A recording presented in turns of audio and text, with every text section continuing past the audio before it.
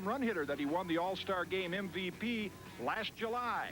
Tonight, Minnesota faces Oklahoma State. 7 times this decade they've been to the series, led by players like Pete Incaviglia, who, like Winfield, went straight from college to the majors. Tonight, Minnesota and Oklahoma State come in from the cold to do battle in the Metrodome.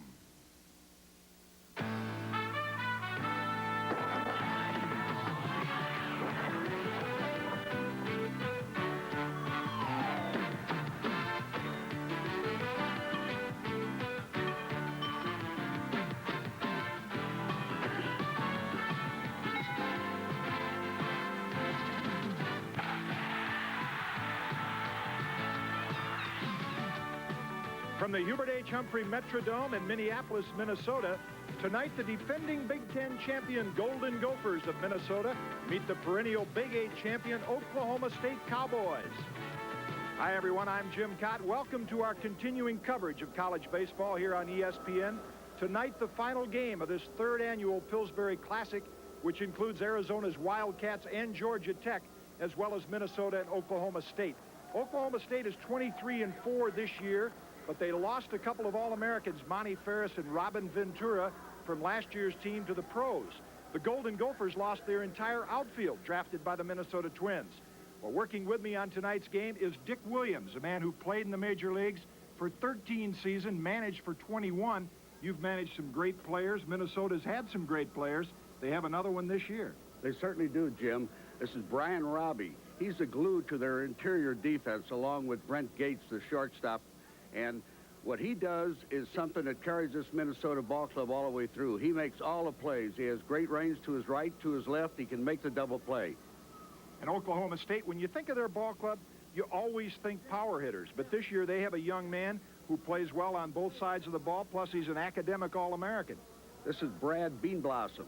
He played 6 different positions last year. He's finally back at his regular position at shortstop. He has a strong arm and he has great range.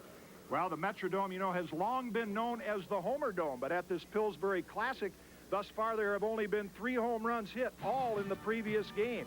It's a brisk 53 degrees outside tonight, but inside it's a comfortable 72 degrees. NCAA Baseball on ESPN is brought to you by Budweiser, Beechwood Age for that clean, crisp taste. This Bud's for you. By Rude. Rude is air conditioning. And by United, rededicated to giving you the service you deserve. Come fly the friendly skies. Senior right-hander Randy Rivera. 4-0 on the year. Denny Nagel for the Gophers, the lefty. Coming up from the Metrodome, the Golden Gophers and the Cowboys. The Oklahoma State Cowboys are coached by Gary Ward in his 12th year there. Leading off, Mitch Simons, this sophomore, hitting over 400 this year. Batting second, Bobby Carlson, a 460 hitter at Connors Junior College the past 2 years. Brad Beanblossom in the 3rd spot, junior from Louisville, a 3-year starter, academic All-American. Ray Ortiz is the cleanup hitter, leads the team with 14 home runs. Jeremy Burnitz led the team as a freshman last year in hitting .403. Bobby Perna will bat 6th. He's 5 for 6 in this tournament. Manny Cervantes, a slick fielding first baseman drafted out of high school by the Mets. Tony Kunis, the catcher, good arm, improving as a hitter. And batting ninth, Steve Bosco, a transfer from San Jose City College. Defensively for the University of Minnesota, in right field, Vince Pallion. In center field, Greg Johnson. In left field, Pat True. At third base, Jay Anderson. At shortstop, Brent Gates. Brian Raby will be at second base. Jeff Munson at first base. Dan Wilson will do the catching, and on the mound, Denny Nagel. And Denny Nagel is a junior left-hander, 6'4", 200-pounder from Gambrills, Maryland. Don't let that record fool you, 1-2. He is the Gophers' ace, 9-5 last year with a 3.95 ERA. And to start this final game of the Pillsbury Classic, he'll face the Oklahoma State second baseman, leadoff hitter Mitch Simons. Simons on the year, 402, 4 home runs, 20 RBIs. He hails from Midwest City, Oklahoma. Probably the best base stealer on this Oklahoma State team, along with Bean Blossom. First pitch is a ball from Nagel. We're going to see a lot of that, Jim. A lot of taking of first pitches. Yeah, this Oklahoma State team, long known for taking strikes early in the ball game, and then really until they get a man in scoring position. That evens the count, a ball and a strike.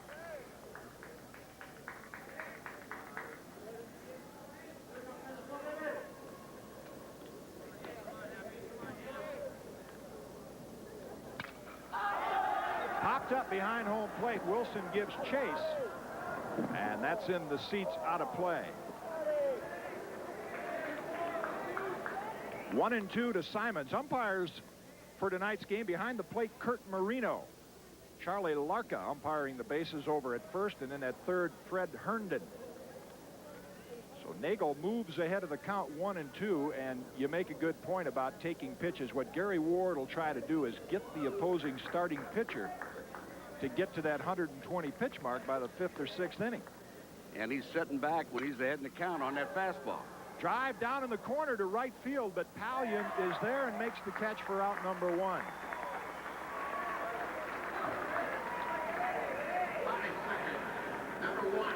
For the Cowboys, coaching at first base, Randy Whistler, former player here with the Cowboys, and the head man, Gary Ward, in his 12th season at Oklahoma State, over at third base.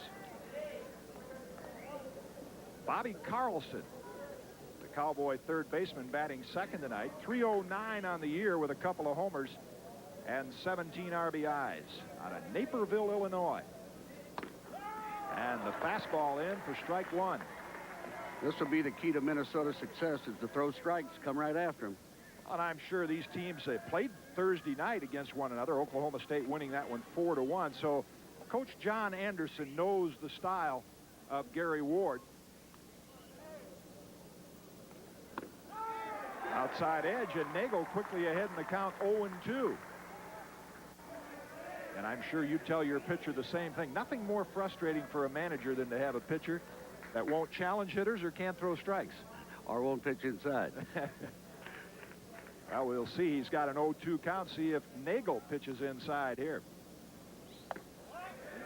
Upstairs for a ball, 1-2. You look at this Oklahoma State lineup, they have 4 left-handed hitters plus a switch hitter there. So with the left-hander Nagel, it should be quite interesting. They're a powerhouse ball club.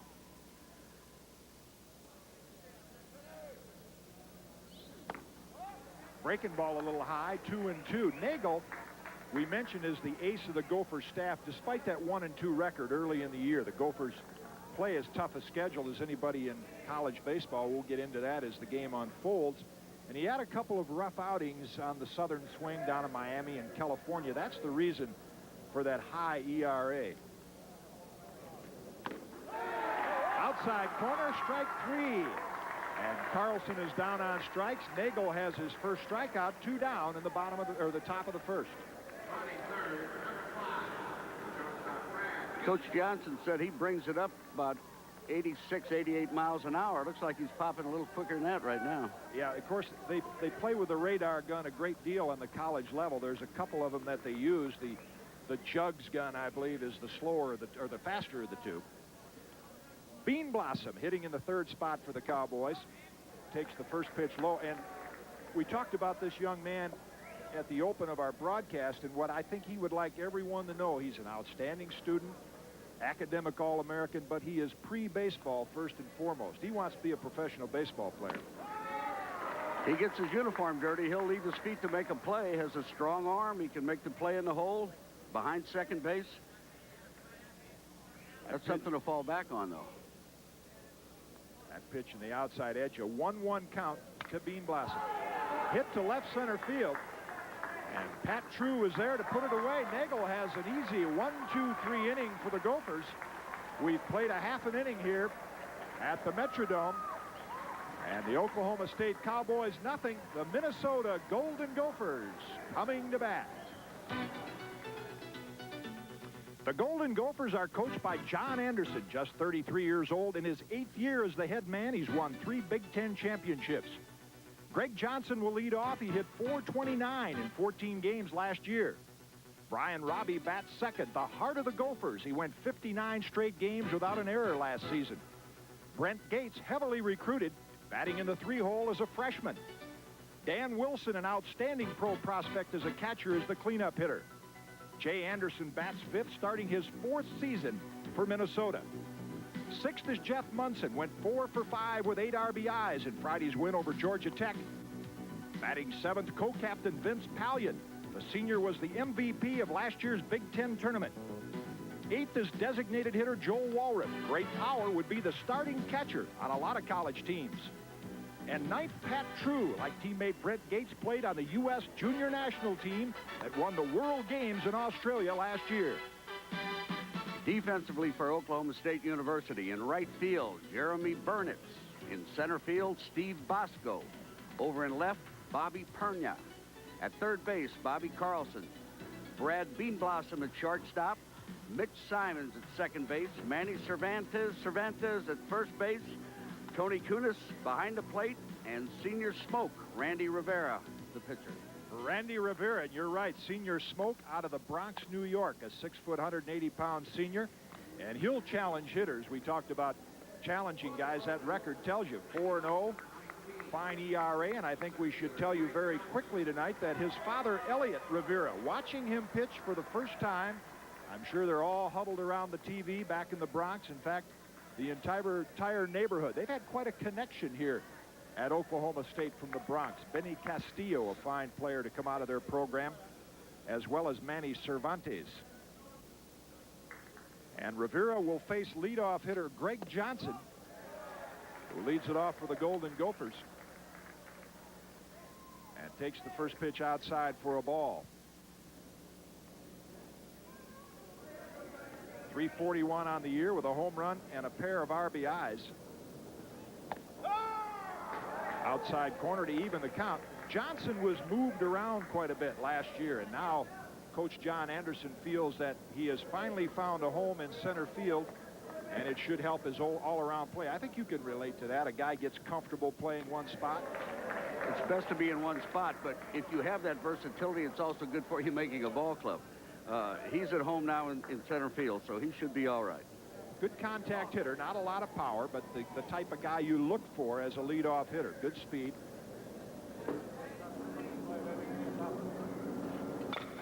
And hit on the ground to third base.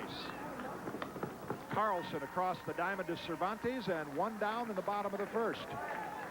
The Metrodome, though known as a homer dome, the dimensions are deceiving. It's 343 down the left field line, 385 to left center, and as you see, 408 to straightaway. Now in right center, a little easier target, just 367 to the alley and 327 to right field. This park would favor the left-hand power hitter a little more than the right-hander. But the fence in right is a little higher. Brian Robbie, the heart of the Gopher lineup, hits the first pitch right to shortstop Beanblossom, and we have 2 quick outs here in the bottom of the first inning. So the Gophers, unlike the Cowboy philosophy of taking the first pitch, are going right after right-hander Rivera. They're going up there swinging. They know they're going to get the fastball. And there's the base coach's Herb Isaacson coaching at first base. John Anderson, though, John Anderson is in the dugout for the Golden Gophers. His third base coach is one of his assistants, Rob Fornacier.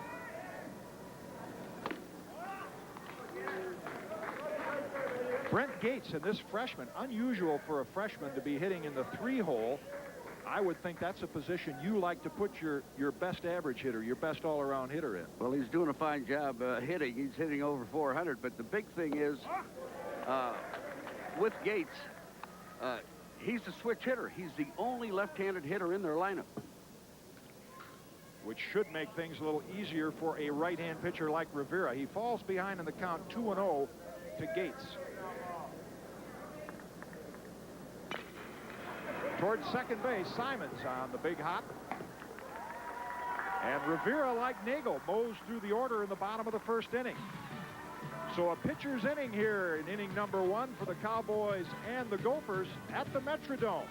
At the end of 1, no score between Minnesota and Oklahoma State. Gophers, All-American Sports Bar and Grill. Well, the Gophers play a tough schedule. Get a look at some of the opponents that they've already hooked up with this year. The number 4 ranked Hurricanes of Miami, UCLA. You see Cal State at Long Beach, Southern Cal, these Cowboys already, and the Jerry Kindle's Arizona Wildcats. And John Anderson, Dick Williams, says that the way to prepare for the Big Ten season, he wants to play the best. He plays 51 Division I schools, probably more than any other school in the country. What did they say at the baseball meetings for the college coaches? They said he's either out of his mind or what else did they thought he might be insane, but he wants to get these kids ready for the competitive season in the Big Ten. This is Ray Ortiz, and this guy will get you ready. He's got more power than anyone in the Oklahoma State lineup. 14 homers, but he has not had a good series here in the Dome. He's 0 for 11 up to this point. He's had 2 base on balls. Junior from San Francisco takes the breaking ball outside, and Nagel falls behind in the count 2-0. And Ortiz, a good fastball hitter. In this kind of situation, you would expect he'd get one. I would think so. You know what he likes to do? He likes to take batting practice with a wooden bat. He prefers to use a wooden bat over a metal bat, which has that smaller sweet spot. I would think makes you concentrate as a hitter a little more on seeing the ball. Took that pitch in the outside corner, and it's 2-1. Swung on and missed. And Nagel showing us a good fastball here in the early going. He's just coming right after him. This is a fastball right down the pipe. He just threw the ball right by him.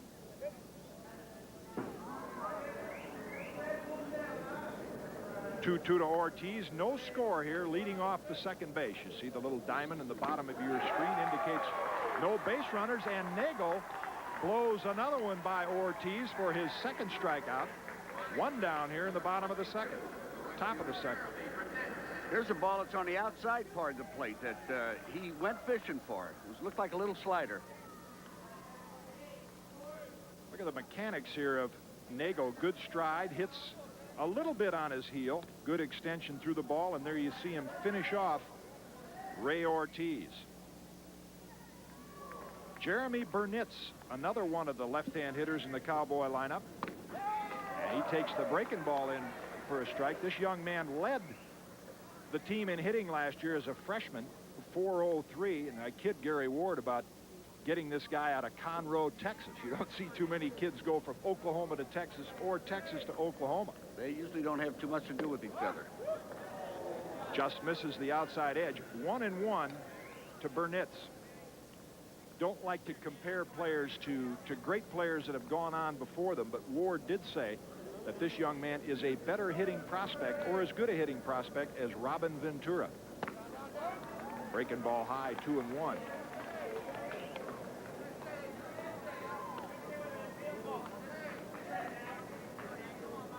Freshman All-American on last year's All-American team, and last year he had the benefit of hitting in front of Ventura and Ferris, hit 16 home runs, and that can be an advantage in the lineup also. That can help quite a bit. You know, looking over Nagel's stats, and this happened early in the year, they left the cold of Minnesota, went right down. They worked out indoors, didn't have any outdoor work, went down to Miami and played University of Miami 3 straight games, led them by in 2 of the games. By the 8th inning, they were still in the lead. They ended up losing all 3, but wildness probably caused them a little more problem than anything else. And this was from lack of playing, lack of work outside.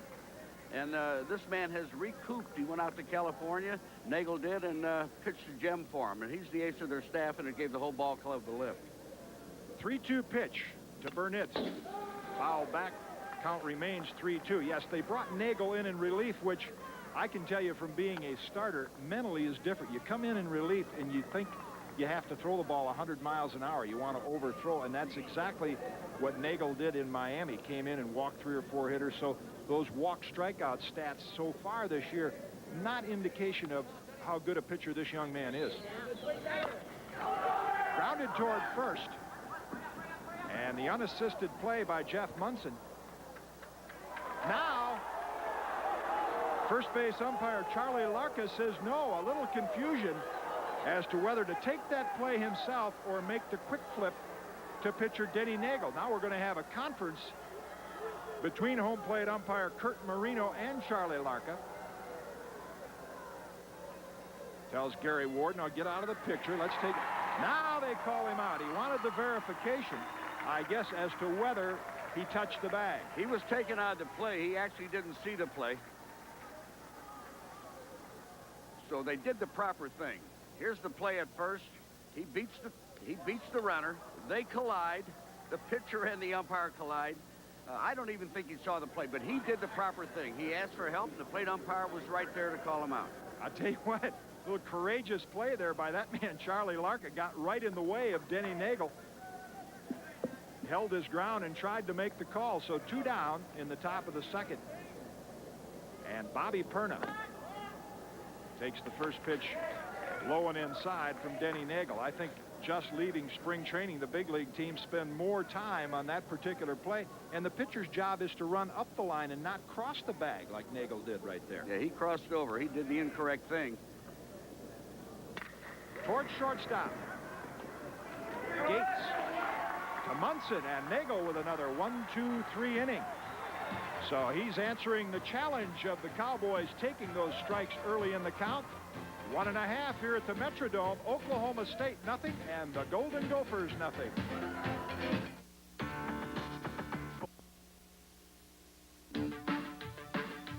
One of the former Gopher stars we talked about earlier, Terry Steinbach, gave his college coach quite a thrill last year with his all-star game home run in Cincinnati.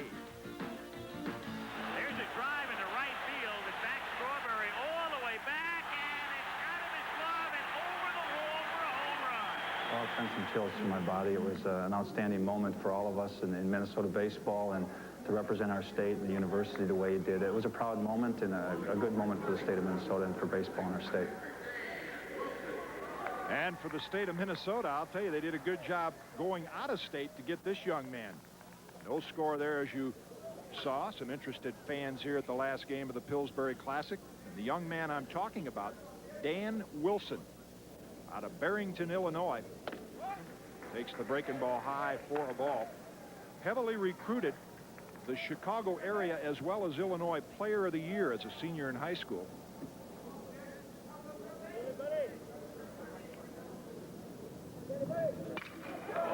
To right center field, and that's up the gap for extra bases.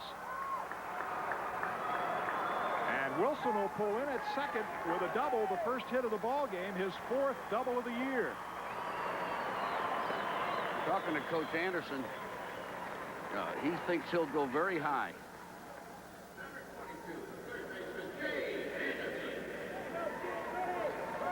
Here's a swing. It's a level swing. He went with the pitch, a fastball, and he just drove it. He didn't try to pull it. He just went with the pitch, and he hit a rocket to right center. I think what will help his hitting, Dick, is here is a guy who was a 2-position player, pitched last year as well as caught. This year, concentrating strictly on catching. So the Gophers have a leadoff double here in the bottom of the second. And Jay Anderson steps in. Takes the first pitch high and away for a ball. You know, we've had a lot of 2-position or 3- or 4-position players, but pitching and catching, that's entirely different. Yeah, that's really unusual to have a guy with both of those skills, but Wilson has them. And the breaking ball misses, 2-0.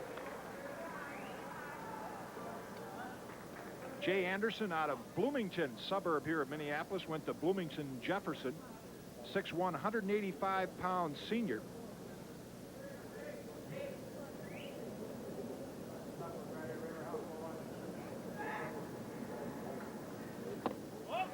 And now Rivera falls behind in the count, 3 balls and no strikes. Even though Jay Anderson's hitting in the 5th spot, he has one job here to do, and that's to hit the ball to the right side. He's got him in a hole. He's got Rivera in a hole. And I'm sure he's taking on this pitch, but his job is to advance that runner to third. Head coach Gary Ward looks on. And the 3-0 misses. The Gophers now with runners at first and second. And nobody out here in the bottom of the second. And Rivera, like Nagel on the year so far, his walk-strikeout ratio not real good. No, just about even. 20 and a third innings, he's walked 12 and struck out 14.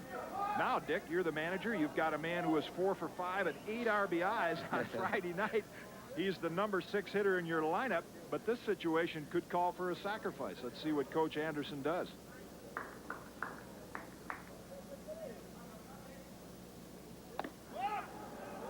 And that one misses. That's 5 in a row now from Rivera.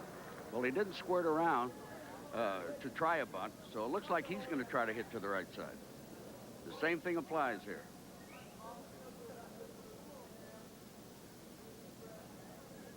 th season, Gary Ward has been the head man at Oklahoma State.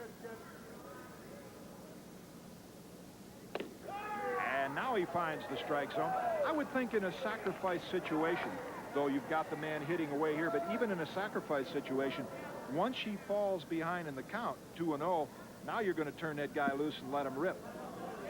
Well, he wasn't squaring around the bunt, but that would normally be the situation. Say 2 balls and no strikes, he's going to be swinging. We have a 1-1 count here. And the breaking ball low, 2-1. They probably remember the Oklahoma State scouting report probably remembers the big night that Munson had here Friday, 4 for 5 and 8 RBIs, and they're pitching him a little carefully. He was a teammate of Jay Anderson, who is at first base right now at Bloomington Jefferson. Converted from the outfield, now the Gopher regular first baseman. And there is that hit and run, hit towards second. Simons recovers in time. And Oklahoma State gets 1, but Munson does his job, and a good job of getting the bat on the ball. It was excellent. The ball was out of the strike zone, and he had to hit it with one hand. There's a breaking ball. It's a good foot outside. Hit and run zone, you have to swing at that ball. He just did an outstanding job there. Did exactly what John Anderson wanted him to do and what Dick Williams talked about. Hit the ball to the right side, and the Gophers now with 2 men in scoring position and 1 down for co-captain Vince Pallion. Pallion, a senior out of New Brighton, Minnesota. And takes the fastball in for a strike. Kind of a late bloomer. He became a regular halfway through last year, ended up hitting .362, and he started rather slow at the plate this year. You see those numbers, just .222, but remember the Gophers have played but 14 games.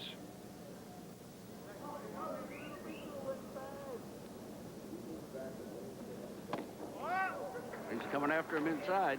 Off the inside corner, and that's a characteristic that Oklahoma State pitching coach Tom Holliday told us Rivera has. He will run that fastball inside, which we don't see a lot of in college baseball because of that aluminum bat. There you see the red squares indicate the runners at second and third. Pitch is fouled out of play. You mentioned that Pallion was struggling. In fact, he normally hits higher in the lineup, and Coach Anderson dropped him down there to let him look at more pitches, different style pitches, and feel a little more comfortable. And I imagine that's something you would have looked at during your managerial career. You've got a guy who you know is going to be an outstanding hitter over the course of a season, but you put him down in the lineup, and it takes a little more pressure off, and he kind of hides down there for a while. You can't recover any lack of hitting ability sitting on the bench. Toward third, they'll try for the runner at home, and the throw gets away from catcher Kunis. The Gophers have a run, and they end up with men at first and third.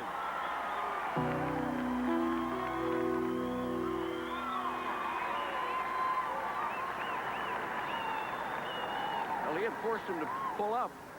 He stopped, and then the ball was awful close in the dirt, and he couldn't get the handle on it. He was able to go around him and go in with his hand. It's a routine ground ball to third, and he elected wisely to go home. The ball was a short hop, and he couldn't get the handle. By the time he did, he was in. They scored that an error on the catcher. Error on the catcher, Tony Kunis. The ball was in the dirt. That's a tough call. We'll give Pallion a fielder's choice. He is safe at first. And on the play, Jay Anderson advances to third. So when the dust is cleared here, the Gophers have first and third, 1 out. And a run across here in the bottom of the second inning. Joe Walrath, designated hitter in the Gopher lineup. Hitting just a .152 early in the year. Of his 5 hits, 4 are for extra bases. A little courtesy toss over to first. He's got 3 home runs and a double. And Coach Anderson had said, were it not for a talent like Dan Wilson, this young man would be doing the catching.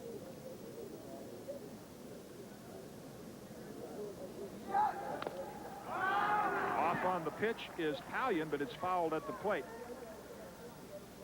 And the count even at 1-1.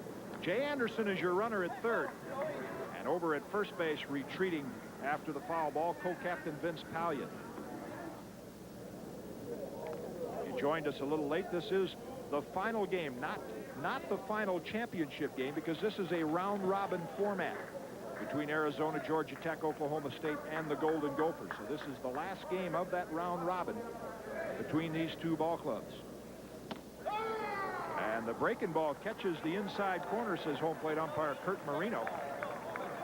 A ball and 2 strikes to Walrath. There's a ball he set up for on the outside, and the ball came back and went over the inside part of the plate. And a good job of pulling it in, or framing, as the catchers would say these days, by Tony Kunis.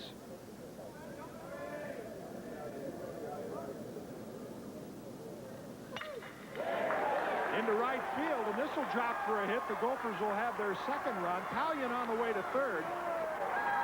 And so Walrath sticks the bat out, pokes it into right field, and the Gophers have a quick 2-zip lead.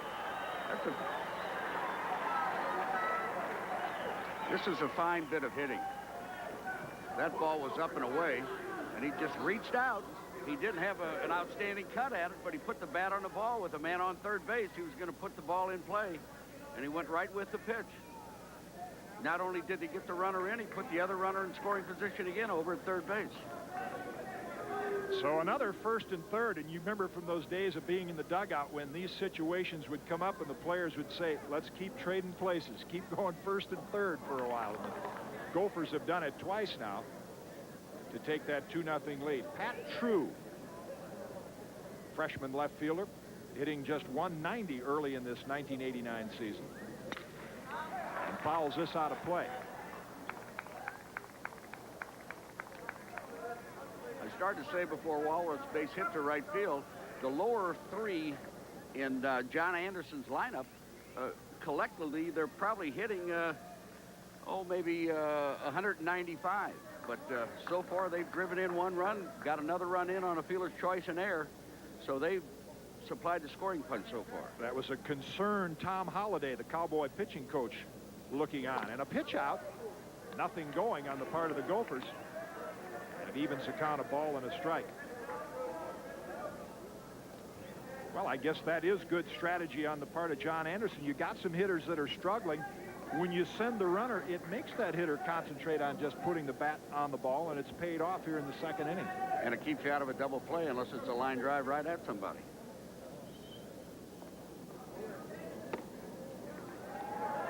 Swung on and missed, evens, or rather moves the count to a ball and 2 strikes. Down in the bullpen, Tom Kafuri begins to loosen up for the Cowboys. Runners at first and third. Yeah, they said get ready a little quicker. You see him move that hand there. Get ready a little quicker. We're in trouble.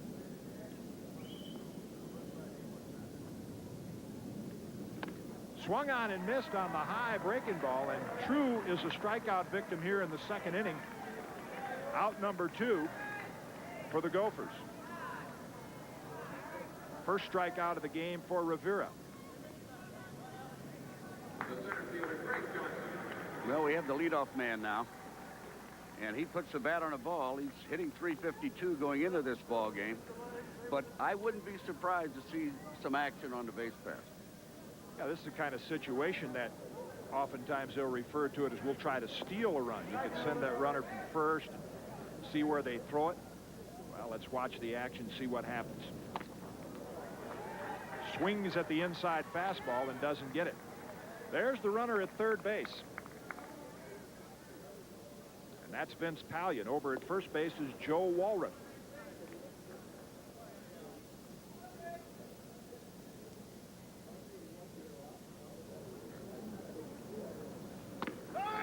breaking ball in for a strike. So Rivera, in addition to that good fastball, shows us a quick late breaking slider to move ahead of Johnson.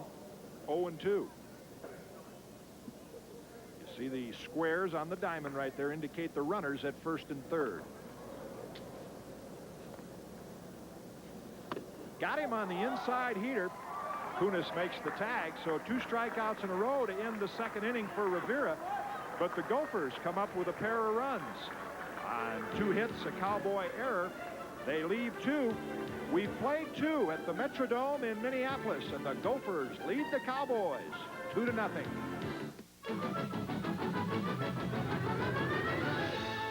The test of a great airline is not just how fast it moves you in the air, but how fast it moves you on the ground.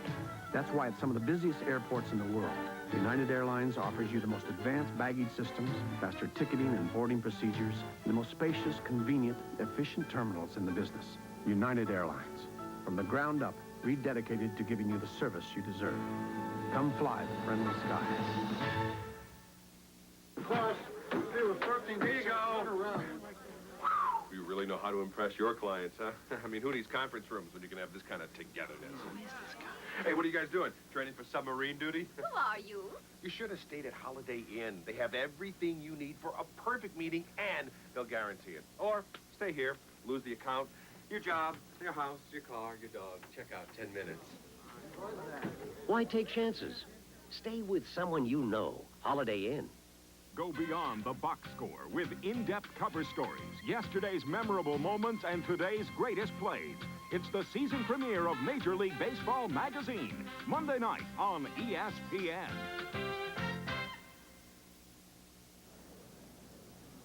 Well, you see the #1 rated Texas A&M Aggies beat the Baylor Bears there 10-3. Kirk Thompson has a 23-game hitting streak.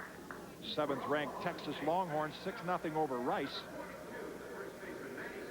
And LSU, of course, with that outstanding pitcher Ben McDonald, 13-6 over Alabama in an SEC contest. And in an intrastate battle, wow, the Gators beat Miami 7-1 and 3-2.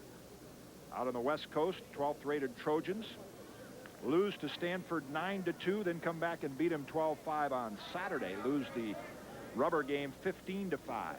Fresno State and Long Beach State. And back to live action. Nagel to face Manny Cervantes, the Oklahoma State first baseman, in the top of the 3rd inning. Cervantes hitting .275 on the year, no homers, and a dozen RBIs. Fouls that one out of play to even the count, of ball and a strike. Check that. He moves ahead in the count 0-2. And Dick, that's really what Nagel has done so far in this ball game, is answer Gary Ward's strategy. Say, okay, you're going to take a strike? I'll throw strike 1 in there for you. I think of the 6 hitters he's faced, this being the 7th hitter, he's only started off with the ball on 2 of them, and then came right back with a strike. This is what they have to do. Cervantes out of Whittier, California. That is left-hander Denny Nagel you're looking at right there. The junior lefty that Coach Anderson feels will be drafted by the pros after this season.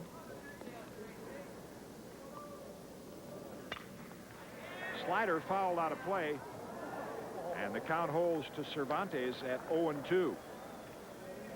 Known more for his defense, and I think what Gary Ward appreciates as a college coach is this young man may not be gifted with the same hitting ability as a Burnitz or in the past a Ferris or a Ventura, but has gotten the most out of the ability he has.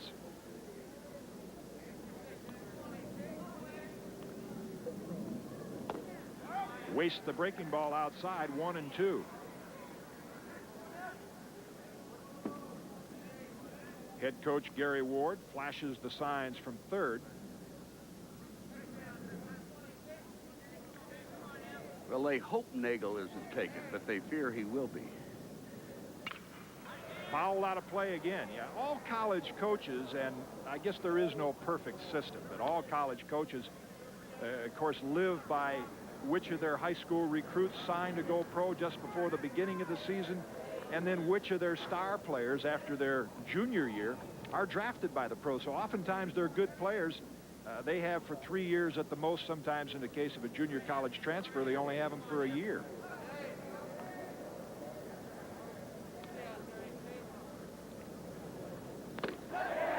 Got him on the good blazer. And Nagel with another strikeout.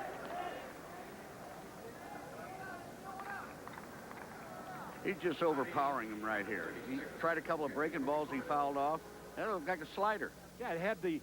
Nagel will throw 2 breaking balls, and oftentimes the curve and the slider will become more like a slur of a sweeper. But that pitch right there was really the old pure slider, what guys today call the cut fastball. First pitch to Tony Kunis, the Cowboy catcher, misses for ball 1.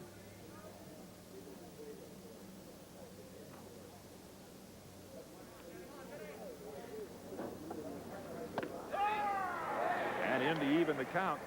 That strikeout of Cervantes was the 3rd in the game for Nagel. Well, now the right-handers have a crack at him. Unfortunately, their next 2 hitters, right-handers, are hitting 8th and 9th in the order. And if you joined us late, Dick Williams pointed out in the first inning that the Oklahoma State lineup is stacked with left-hand hitters. Burnitz, Ortiz are their better hitters. And when you get down near the bottom of the lineup, Nagel has to face the righties, but they're not as good a hitters. This one fouled out of play.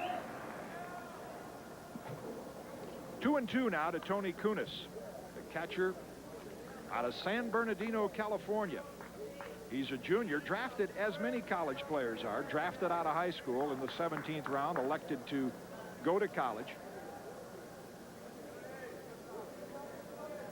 Outstanding arm behind the plate, but in trying to make improvement as a hitter. In the dirt, gets away from Wilson, but umpire Kurt Marino says no swing.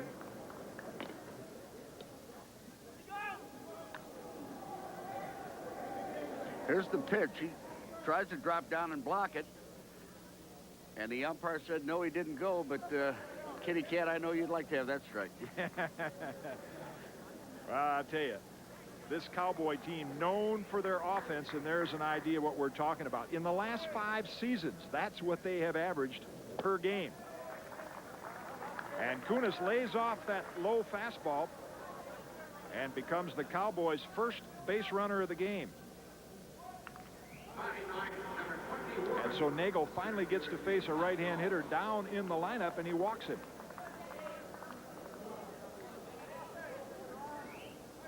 Steve Bosco, the 9th hitter in the Oklahoma State lineup.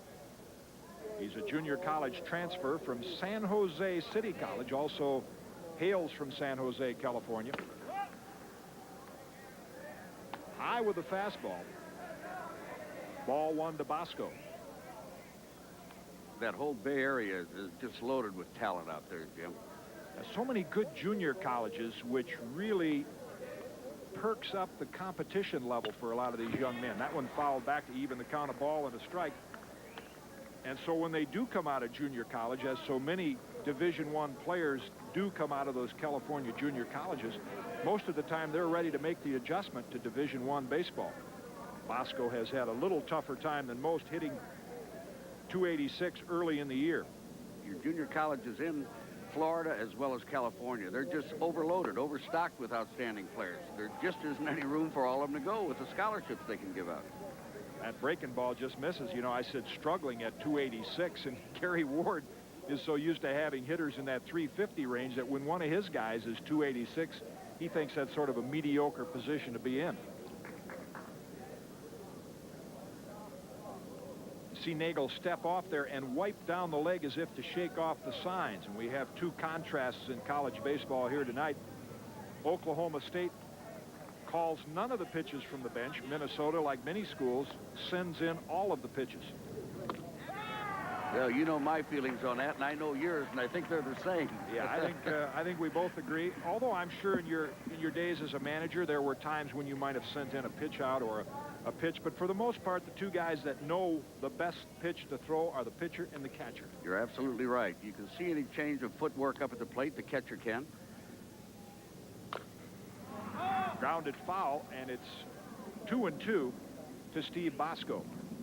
Just to bring you up to date quickly, we're in the top of the third inning. The Gophers picked up 2 runs in the bottom of the second. There's 1 out, and Tony Kunis is the base runner at first base. Steve Bosco, the batter, with a count of 2 balls and 2 strikes. Jim Cott, along with Dick Williams, bringing you this final game of the Pillsbury Classic here in the Metrodome.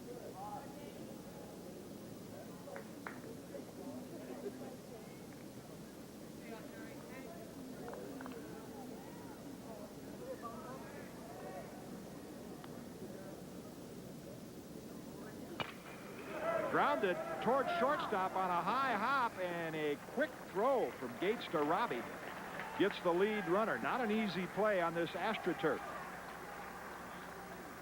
We're going to get an argument right here from John Anderson. Of course, the college rule says that if that runner, Dick, goes anywhere out of the baseline and makes a slide, you see him taking up his argument right there with Fred Herndon at second base. Anywhere out of the baseline, it's an automatic double play, and that's what John Anderson is trying to appeal to umpire Fred Herndon right now. Herndon saying, no, perfectly legit, slid right in the baseline. Let's take a look at where that slide area is. From our vantage point, we'll see it closer here. He left the area. He went toward the base, but then he tried to keep going and go out of the area to get the second baseman. However, there was not going to be a play made at first. Yeah, I think if that same slide were made with Robbie on the first base side of second, they would have called the double play, but he was kind of heading toward left field, had no effect on the play. Anderson loses the appeal, but the Gophers have out number 2 here in the top of the third inning. Turn the lineup around now, and Mitch Simons comes up for the second time. Lays off the high fastball. Simons flied to right to open the game, and coming into tonight's ball game hitting .402. Not too shabby for a leadoff man. And has 8 stolen bases out of 12 tries.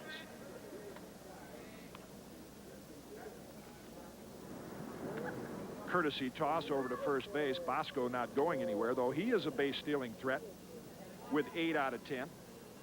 And tell me, in this situation now, you've got 2 out, and your leadoff hitter up there, a low-risk situation here to send the runner. If he gets thrown out, you got your leadoff man leading off the next inning, right? It's a good play. It's an excellent play. However, in this case, Nagel's left-handed, and he's going to freeze that runner at first pretty well.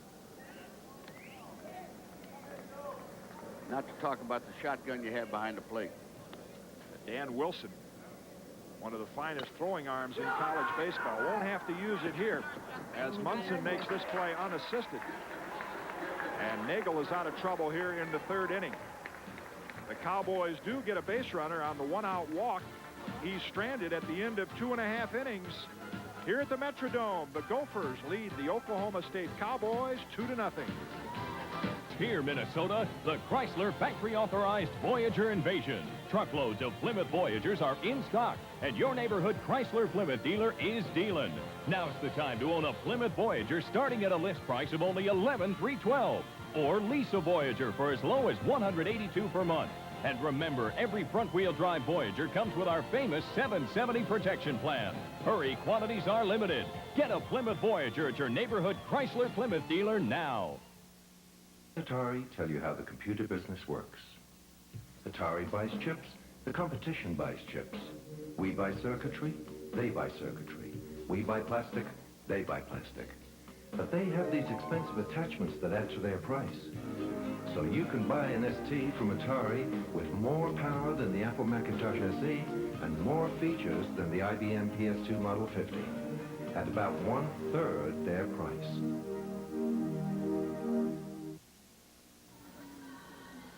Well, not many of them do it, but you see some examples right there. Dave Winfield, Bob Horner, Pete Incaviglia. From the campus to the major leagues, and what an exciting story unfolding this year in Major League Baseball. Michigan's All-American and the Olympic hero Jim Abbott has made the Angels staff.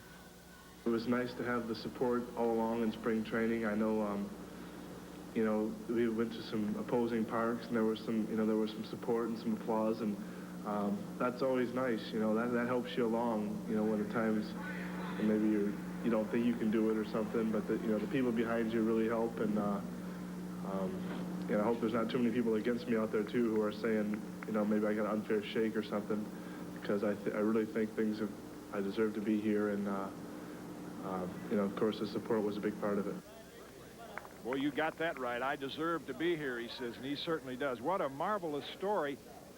The young man born without a right hand, but now the world is getting to know him as a pitcher, and that's what's exciting for him and for everyone. That pitch to lead off the bottom of the third inning from Randy Rivera to Brian Robbie, high for a ball.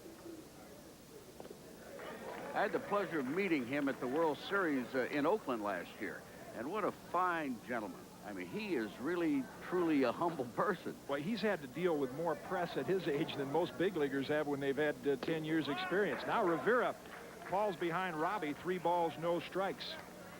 Lance Parrish gave him quite a tribute. Now, he's caught a lot of pitchers. He said the best stuff of any left-hand pitcher I've ever caught. That's saying a lot. That's saying a lot, because he caught a few good lefties.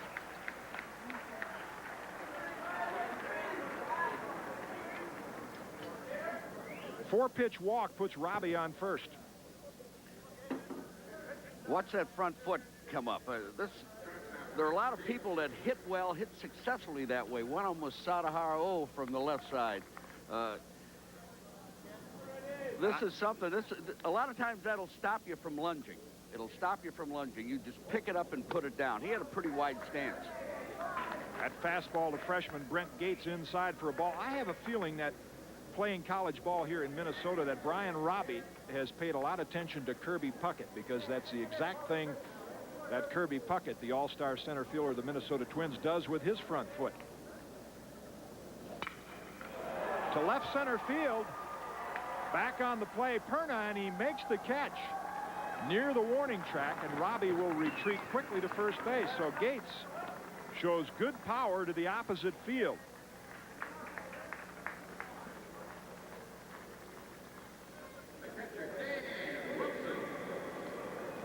One down here in the bottom of the third. And it brings up last year's freshman of the year in the Big Ten, catcher Dan Wilson. And he's a young man that got this thing started with a double to lead off the second inning. Tom Holliday, the pitching coach who makes all the decisions. You see him make that move with his left shoulder, and I think he's saying to Rivera, as you would say to a hitter, you're pulling that front shoulder away, and that's maybe the reason the ball is flying high in the strike zone, because would you agree hitting mechanics and pitching mechanics are very similar? Keeping that front side closed is important. It's very important. If you open up, as far as a pitcher goes, everything's going to be up. Your head's going to go, too. Same thing with swinging a bat. If your shoulder comes out, your head goes with it. And that's what pitching coach Tom Holliday was reminding Randy Rivera, and at the same time, getting up relief pitcher right-hander Tom Kafuri. What I like about both of these ball clubs, their pitching coaches are in complete charge of their pitchers, and that's the way it should be. Some coaches will call pitches from the bench, others won't, but at least the pitching coach is in charge of both pitching staffs. And Rivera in charge of Wilson on that one. The slider swings and misses for strike one. The Gopher pitching coach, Mike D.,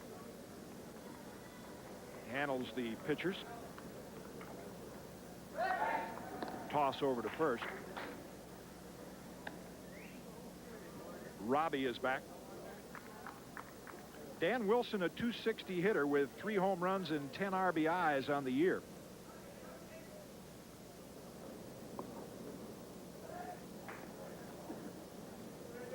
You know, when you think of Gopher baseball up here in the cold country, a lot of people may not realize these Golden Gophers have won 3 NCAA championships going back to their glory days under the chief, Dick Siebert, who really built this Minnesota baseball program. And along came George Thomas, a man who played for you in the major leagues, was one of their coaches. Jerry Kindle, an assistant there, and now John Anderson. Breaking ball swung on and missed. 0-2 to Wilson. I had a nice conversation with George Friday night. We sat and watched one of the ball games, and he hated to get out of it, but he turned it over to John Anderson, and John's just done a spectacular job in the 7 years he's been here. Pitch out, nothing doing. And a ball and 2 strikes to Wilson. Give you a name that really put this Gopher baseball program in gear is Paul Giel. Outstanding 2-sport athlete, All-American football player, second in the Heisman Trophy balloting. That was your roomie, wasn't it? At one time. Hit sharply and into left field. So the hit and run on pays off for the Gophers. Robbie into third, overslides the bag, and on the overthrow, Wilson goes into second. Some aggressive, alert base running by the Gophers. Great base running. The play's in front of Robbie. He can see it all the way, and he just turned on the jets. The throw, he got there same time to throw. Now he's going on the pitch. The shortstop takes one step towards second base, and he turns on the ball, pulls it in the hole, and he just kept right on going. Now we're going to have a real close play at third. He gets in front of the runner. The ball gets by the third baseman, and Dan Wilson was heads up and took second base. So second and third with 1 out for the Gophers. And the fastball into Jay Anderson for strike 1. Now, would you scold your left fielder right there for throwing that ball to third base as opposed to second and keeping the double play in order? Well, I think he had a legitimate shot at him. If the ball is fielded well at third base, there's no way Wilson's going to go to second base on it. The ball got away from him. An error has to be given, whether it's from the left fielder or on the third baseman. But he took second because of the errant throw. See NHL scores, some in progress, some final. Bruins over the Whalers 2-1 in the second.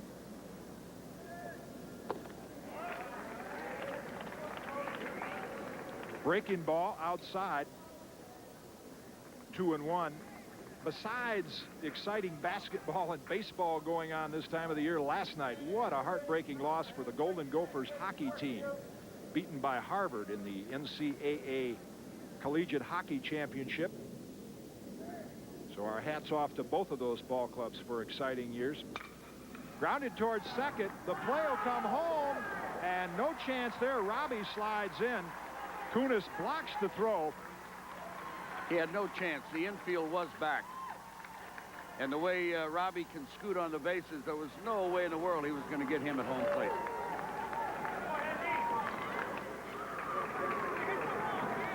With the infield back, a ground ball, unless it's back to the mound, the runners are going. And he's back. He's past halfway. He's playing deep. The throw is down in the dirt. It was a hurried throw. The throw did arrive ahead of the runner, but it was a hurried throw, and there really wasn't anything on it. It hit about 6-7 feet in front of the plate. All he could do was block it. I'm sure if Gary Ward wanted him to make that play, he would have had the infield in that situation. You're absolutely right. So the Gophers now stretch their lead to 3-0.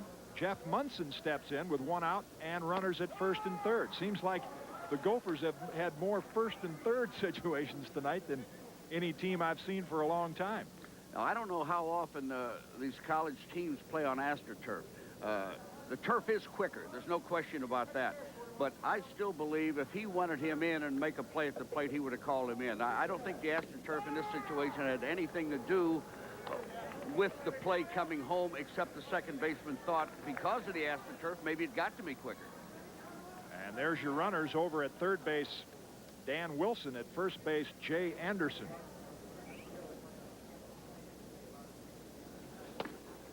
And the fastball from Senior Smoke up high. A ball and 2 strikes.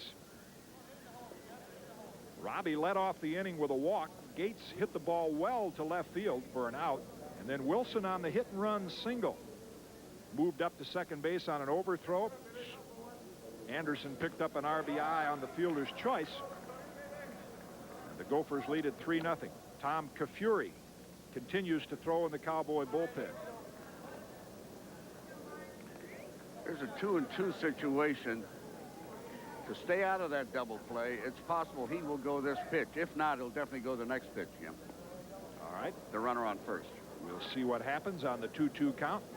And there goes the runner and hit into left field for a base hit. Plates Wilson with the 4th run. And called like a manager who's done that before. Well, you've got to stay out of double play. If a fella can handle a bat, he's hitting in a position where he should be handling the bat. He's hitting in the sixth spot. You've got nothing to do but to send that runner. All he has to do is hit the ball on the ground. You're not going to get the double play, and you're going to get that run in. This pitch is up in the middle of the plate. It's a hitter's delight, and he didn't want to get it there. Not with the 2-strike count, 2-2 count, and he took advantage of it. I'm sure that's what Tom Holliday went out to chat with Rivera about a couple of hitters ago, is that his mechanics are a little fast. He's pumped up. He's pitching on national television, overthrowing the ball, and that's usually what happens. The ball comes in about letter high instead of knee high, and he's now given up 4 runs on 4 hits in the first 2 1/3 innings. And maybe 3 or 4 miles per hour slower.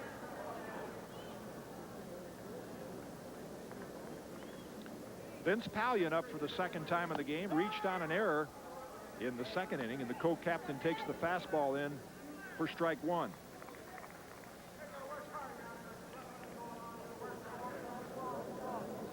So the Gophers have executed the hit and run to perfection here in the early going to build that 4-0 lead. Good slider. Quickly ahead in the count, 0-2. Coach Ward said they have not been a good come-from-behind team. Well, looking over his stats and his record, they haven't been behind too many times. There is an idea of the struggle that Rivera has had tonight. 50 pitches, 25 balls, and 25 strikes. That one looped out into center field, and that'll drop in for a hit. Might be a play at the plate.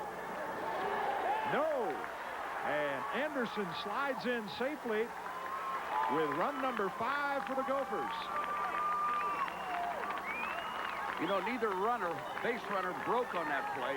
He had 2 shots, either at home or at third base. He probably had an easier play at third base. Elected to go home, but both runners froze when the ball was hit. From our vantage point, we could see it would be in there, but when you're on base, a lot of times it's a little different. They didn't know if it was going to clear the infielders. And when we talk about the difference in using the aluminum bat that we refer to here in the college game, that is what it does for the hitter. That ball was in on the hands, and it blooped out into short center field for a base hit. And they say the aluminum bat doesn't sting either.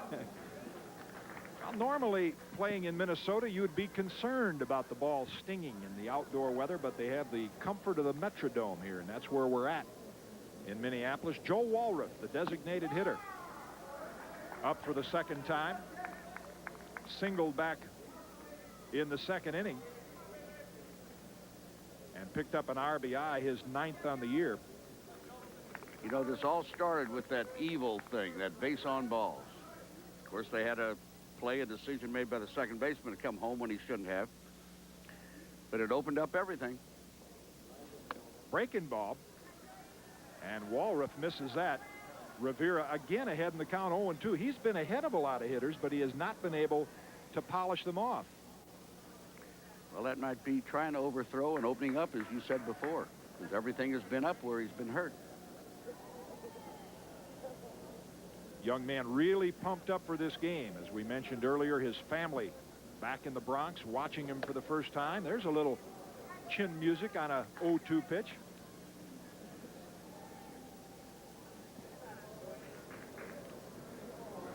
Now, this is something, Dick, we see on the college level quite a bit. That's starter Denny Nagel. Yeah, smile on his face. He's got a 5-0 lead. And he's shut down the Cowboys through 3. But with this long inning, he's going down to kind of tune it up a little bit and get ready for the 4th. Runner off on the pitch. And it's fouled at the plate. We were down in LSU a few weeks ago against the University of Florida. And Ben McDonald was up all the time. Even with a quick inning, he was out there lobbing. And then Springer, who's coming off of a surgery on his shoulder, he pitched the final game that... or the second game that we had down there, and he, too, was down throwing.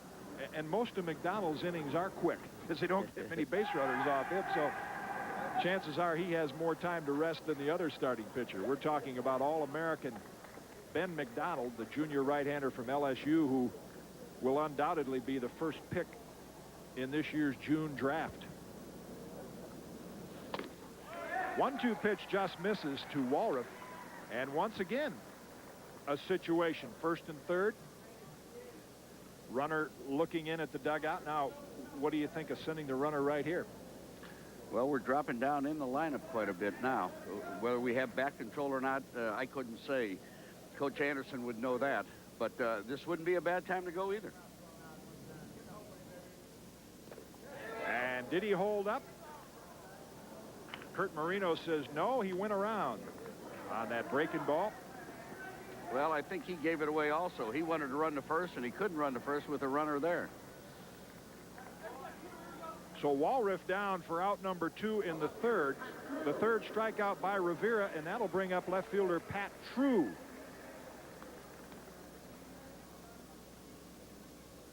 Freshman out of Gambrills, Maryland, the same school as starting pitcher Denny Nagel. Runners off on the pitch. Now they'll make a play at home, and the Gophers execute the double steal to perfection. 6-0 Minnesota. The double pump, he had a shot at him. He came in front of the bag up on the turf, but then he couldn't get the ball out of his glove. This is something with it. That's a definite case of trying to steal a run with the 9th place hitter. He's going in, but he's going straight into the bag, but the second baseman came in front of the bag. He wasn't about to try to put a tag on him, and then he double pumped. He had the ball out of his glove, but he couldn't release it.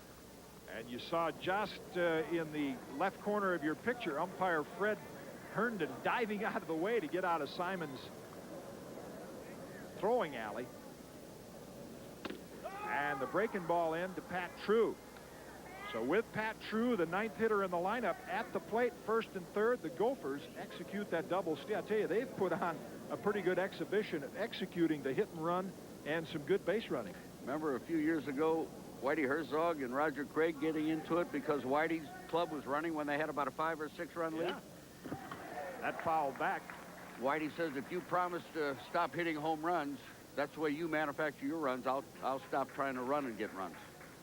And that's what John Anderson's trying to do right here. He knows, we showed you the graphic earlier, the Cowboys have averaged 10 runs a game over the past 5 seasons. And we're only in the bottom of the 3rd. We're in the 3rd. It's 6-zip, and they will continue to run and try to manufacture as many as they can. 0-2 to True with 2 outs here in the bottom of the 3rd. The breaking ball gets him for out number 3. So once again, Rivera ends the inning with back-to-back strikeouts. But not before. The Gophers come up with 4 runs on 4 hits. They leave a couple. And at the end of 3 innings, Minnesota 6, the Oklahoma State Cowboys nothing.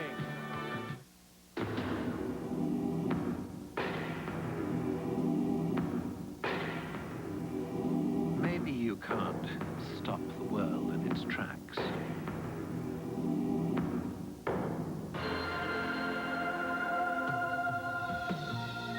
But you can take an alternate route in the Audi 200 sedan.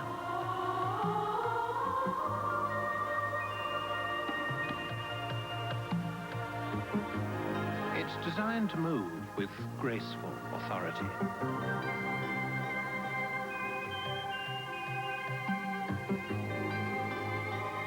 And of course, it can stop the same way, because its advanced brakes assign stopping power according to the size of the load.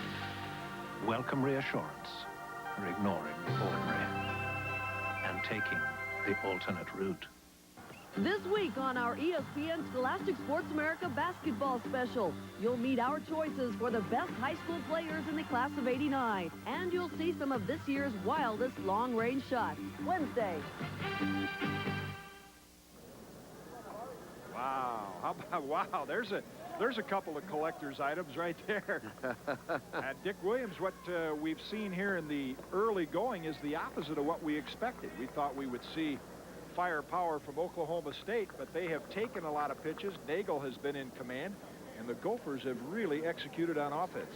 And they're using their speed to capitalize on miscues by OSU. So what we have to do now is continue to throw strikes if we're Minnesota. and put them back on the defense again. Well, we'll see if Denny Nagel is equal to that. He has a 6-0 lead as we move to the top of the fourth, and he'll face third baseman Bobby Carlson. And he is the first strike in. Nothing more frustrating for a manager, I'm sure, to build a 6-0 lead and have a pitcher go back out and struggle with his control, not challenge hitters. Once again in there for strike 2. Well, that's what your managers have told you all the time. Once you get that lead, that next inning is so darn important. In fact, that first hitter is very important. Get that man out. Put them on the defensive. Yeah, oftentimes fans may not think of a rhythm of a baseball game, but there is a rhythm to a game. And when you go back out after a big lead like this and shut the other team down, wow, good breaking ball right there. For strikeout number 4 for Nagel to lead off the fourth inning. Well, he's not wasting any time. He's coming right after him. Now, he has a no ball, 2-strike count, and that's a super breaking ball. That ball just rode away from the hitter, and he had no chance whatsoever. Of course, lefty on lefty with a good breaking ball, or whether it be a curve or a slider, that makes it tough. Brad Beanblossom, a 3-year starter for the Cowboys, 318 on the year. Up for the second time, flied to left back in the first inning. Here's a young man, played 6 positions last year, was a shortstop in high school, Louisville, Kentucky. High for a ball, 2-0. Male traditional high in Louisville, Kentucky. We talked about Brad as an outstanding student, but he also wants it to be known he loves this game. He wants to play baseball first and foremost. Well, he's doing something now. Nagel is. He looks like he's trying to overthrow. All he has to do is come right after him. They've been taking the first pitch. They're down by 6 runs, and maybe it's not that easy, Jim, to throw strikes sometimes. Well, sometimes, you know, the toughest time to throw a strike is when you have to, and you know you're out there 3-0, and you say, well, this is easy, I have to, and that sometimes is the toughest time to do it. That one's in for a strike. Just to finish off that rhythm of the baseball game, if Nagel gets through this fourth inning right here, it gives the Gophers so much more confidence when they come in to bat in the bottom of the fourth. And it puts a lot more pressure on the Oklahoma State defense out there and their pitcher. Well, he's come back with 2 strikes now. And you can see Beanblossom taking all the way there, trying to get something started for the Cowboys here in the top of the fourth.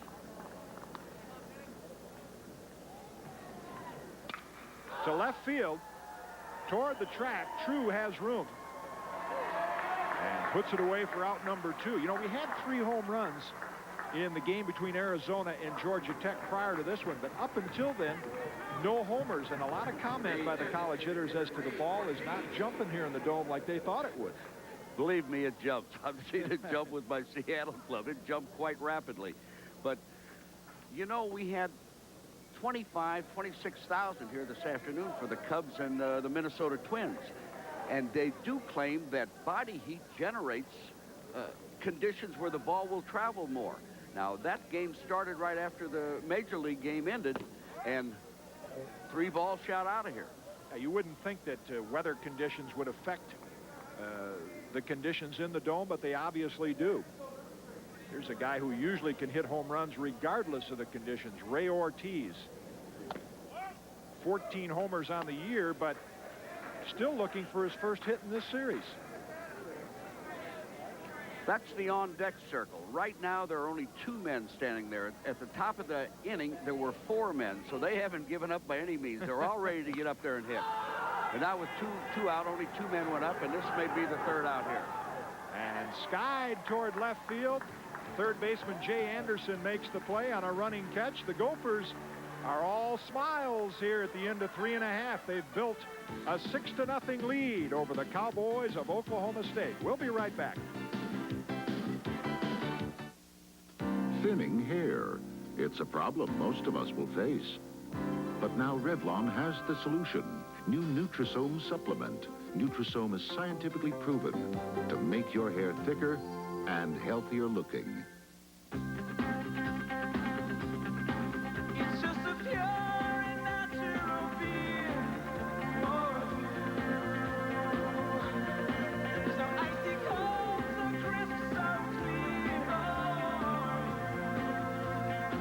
beers that are cold filtered, only one has that distinctively clean, crisp taste. Budweiser, cold filtered and beechwood aged for over 110 years.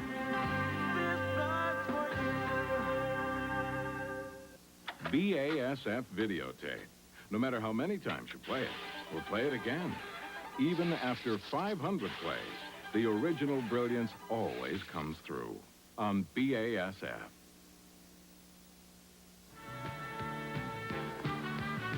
Beautiful night outside here in Minneapolis, Minnesota. Look at that skyline, and that's where we're located, right in the center of that Hubert H. Humphrey Metrodome. The Gophers have built the 6-0 lead, and head coach Gary Ward makes a pitching change here in the top of the fourth. Right-hander Tom Kafuri. Kafuri was an outstanding starter for them last year. He got out of the gate 10-0, finished the season at 11-1. And you see his numbers this year in 17 innings. And now relegated to middle relief duty. He's a senior out of California, Atascadero. Transferred from Columbia College. And he'll face Greg Johnson to lead off the bottom of the fourth here for the Gophers.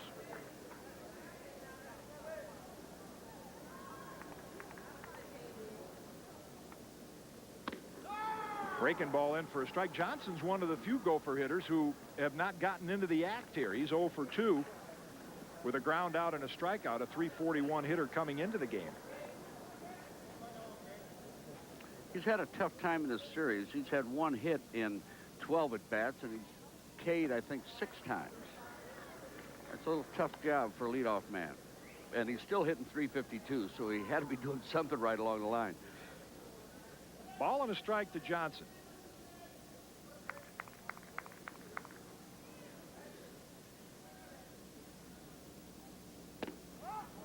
And the slider a little low. Kafuri with that pitch of the 80s that we see. Now, do you have a lot of pitchers throw that split finger fastball, or do you go back to when you played in those days with the Dodgers and faced Elroy Face? It was a forkball. Well, Elroy Face came up with originally was in the Dodger organization, then was sold to Pittsburgh, and that was his bread and butter pitch. It was called a forkball. And he's not a big man, but he had big hands, and he had a good one. And when it became the split finger fastballs, when Bruce Sutter came along, and all he did was throw the forkball harder, so they called it a split finger fastball. That one grounded foul out of first. And the count is full to Johnson here, leading off the top of the fourth. 6-0 Gophers. They scored 2 in the second, added 4 more in the bottom of the third.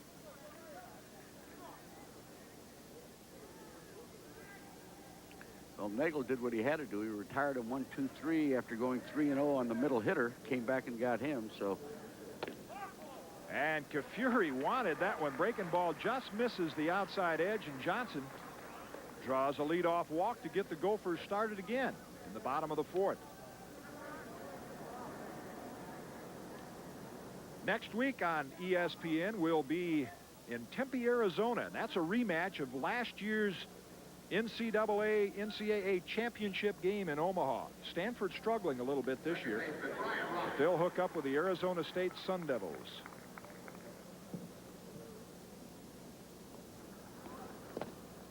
Robbie bluffs the bunt. Pitch taken low.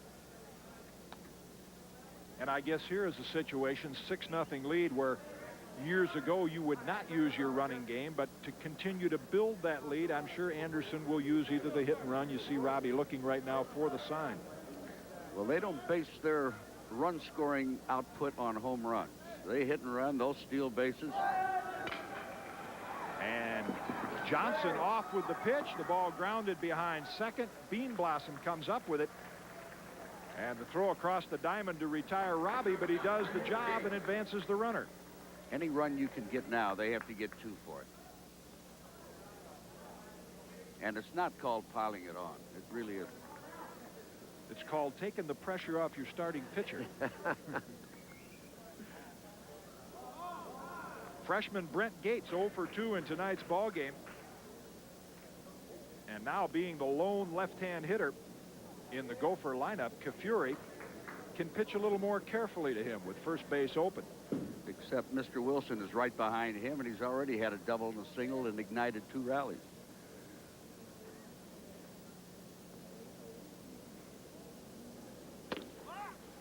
Fastball misses, ball 1. Yeah, that's always an interesting challenge as a pitcher or a manager. You got first base open, you want to set up a double play, but you got to look at who you've got to double up in the on-deck circle. And we're going into the meat of the order.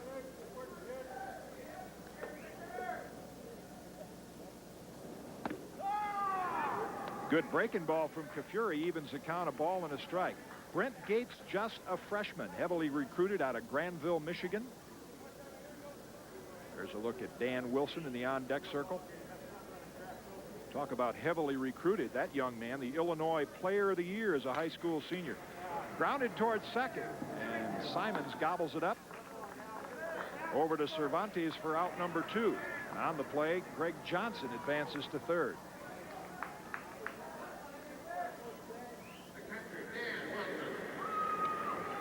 Wilson perfect on the night, 2 hits and 2 runs scored. You know, we probably won't see this play tonight, but talking to Coach Anderson, they have a play that the first baseman will put on with Wilson, or Wilson will put it on with him, say with runners on first and second and the first baseman back, where he throws from his knees. So you know he has a strong arm. Well, we're into stopwatches and radar guns and things like that today, and they say of Dan Wilson, from releasing the ball, from catching it and releasing it to second base, he gets down there in 1.85, and I think most scouts would say if big league catchers get it there in 2, that's good. Check swing out of play down the right field line. Evens the count, a ball and a strike. So, and I guess the fact that he did some pitching last year for the Gophers tells you something about his arm strength.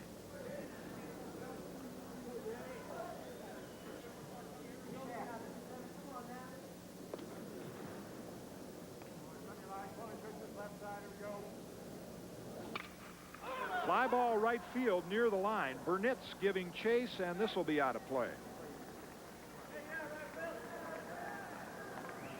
Ball and 2 strikes to Wilson. Tough night for that young man. Starter Randy Rivera, 4-0 coming into tonight's game. You get a look at what the Gophers did to him here in this final game of the Pillsbury Classic. Still out there, though, pulling for his teammates.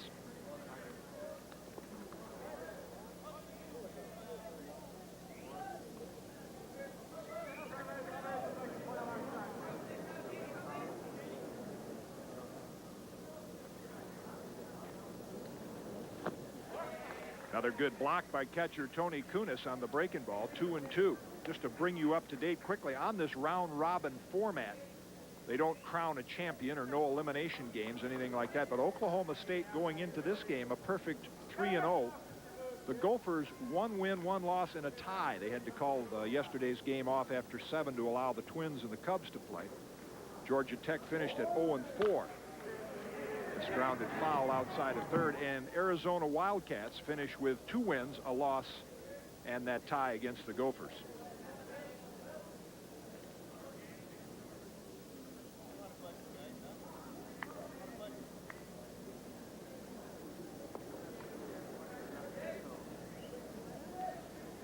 Yeah, they've had some success here in Minnesota with their baseball program.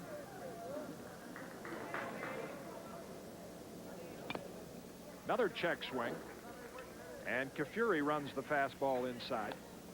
That's quite a record. Dick Siebert did one tremendous job here to make baseball famous up in Minnesota. Interesting to listen to John Anderson, and we'll relate the story in the top half of the next inning. What a great thrill and award he had under Coach Dick Siebert. This one skied to right center field. Burnitz. Simons back, and Burnitz calls him off to make the out, ending the bottom of the 4th inning. So Kafuri shuts down the Gophers. No runs, no hits. They leave 1 here in the bottom of the 4th. And the Gophers continue to lead the Cowboys 6-0. Hi. Well, now, Dick, I know you never gathered your team out in front of the dugout between innings, but this is a trend we're seeing. You see Gary Ward leading the conversation. What do you suppose he's talking to those hitters about? Well, I think it's refreshing. He just grouped them. He probably said, don't give up. But he also, at the end, I think, corrected or wanted to make a statement about the pop-up at the end. If you hear that outfielder calling and you're an infielder, you hightail it and get out of there. Because he ended up talking with both the second baseman and Burnett. So a little between-inning lesson from head coach Gary Ward, as well as probably a change in strategy. Now, they've taken every first pitch early in the ball game, but Nagel has shut him down through 4. Well, let's see whether the Cowboys try to go to the attack here in the 5th. Jeremy Burnitz will lead it off. Outside edge, strike one. You see, now that pitch was rather close, but when you're around the plate, you get the benefit of some of those calls from the home plate umpire. And I'm not too sure he was taking, because that was on the black. That was a tough pitch to swing at.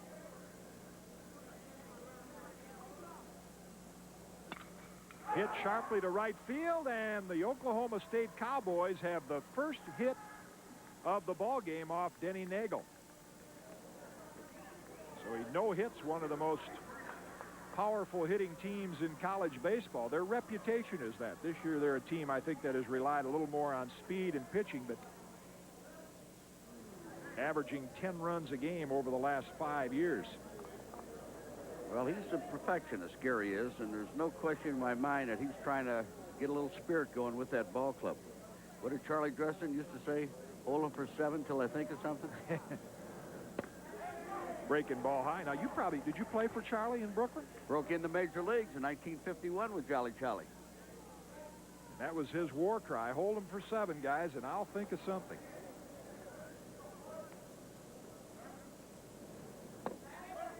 And the Cowboys trying to think of something here in the top of the 5th. They have not been able to solve left-hander Denny Nagel.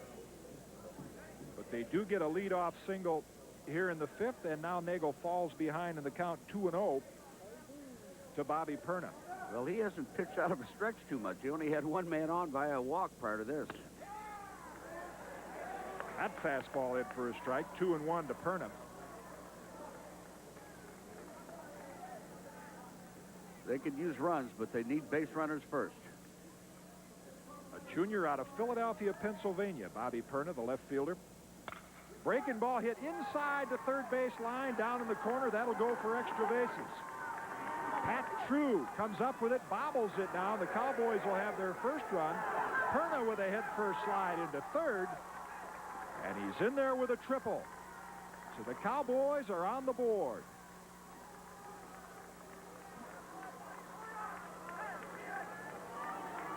True couldn't get the handle on that ball out there, and it was a fairly close play at third base. Let's see if they give him a double or a triple. He definitely gets an RBI because they didn't hesitate sending the runner in from first.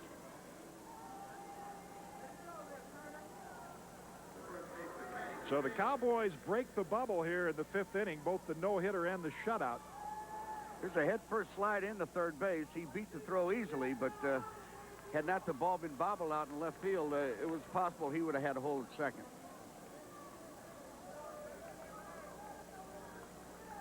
Manny Cervantes, the Cowboy first baseman, steps in, a strikeout victim in the 3rd. They scored a 3-base hit. High with the fastball, of course, with the 6-1 lead. Nobody out here in the 5th inning. The Gophers with their infield back. They'll sacrifice the run and take the out in this situation.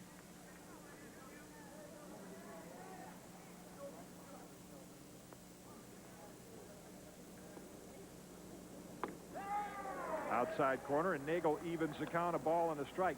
Gary Ward's strategy with a starting pitcher is usually to take all those pitches and hope that he gets his pitch count up to about 120 pitches through 6 innings. Now, Nagel has not had to work too hard until this inning, but John Anderson, sensing a little trouble, sends someone down to the bullpen.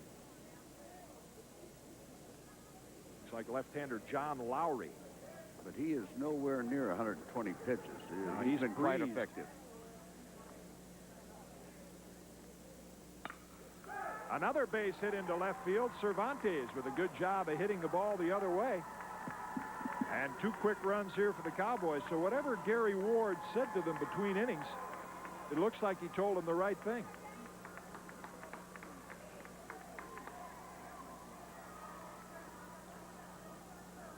Well, Cervantes is an inside-out hitter, and he hits a lot of balls to left field. He just stayed right on that thing and inside out of the ball. Exactly what he did, because the ball was on the inside half of the plate. Just served it out to left field. And we'll get a visit to the mound here from pitching coach Mike D. Just to reset this for you here in the top of the 5th inning, the Gophers with 6 runs on 5 hits. Scored 2 back in the 2nd, added 4 in the 3rd, and Denny Nagel, that young man right there that D is talking to, had a no-hitter through the first 4 innings. The Cowboys have broken it up here in the 5th on a single by Jeremy Burnitz, a triple by Bobby Perna, another single by Manny Cervantes, and still nobody out. Well, they have struck rapidly, and this is the type of club Gary Ward has. They can bomb you, but they've done it with opposite field base hits and line drives. Catcher Tony Kunis walked back in the 3rd inning. Fouled out of play. It's the very first time they've swung at the first pitch. Now they said, okay, Gary Ward says, all right, the young man's shown us he can throw strikes. It's time to quit taking and go to Hackett.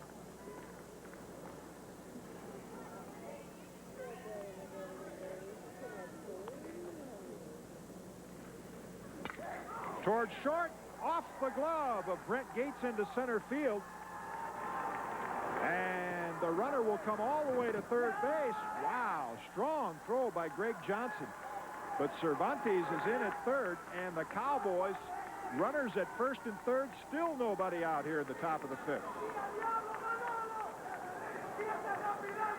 He nearly made an outstanding play on this. He left his feet, Gates left his feet, but couldn't quite get the handle on it. Hit off the edge of his glove. They've hit the ball hard here. Yeah, that was a high breaking ball from Nagel. He's been in command up until this inning. That's quite an arm. That's quite an arm from center field. Greg Johnson let that thing fly, and he nearly had him at 3rd base. Steve Bosco, the center fielder, up for the Cowboys with runners at 1st and 3rd. Still nobody out.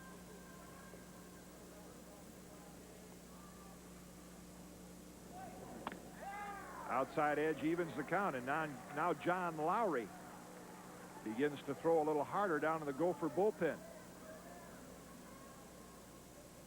That must have been a heck of a meeting Gary had.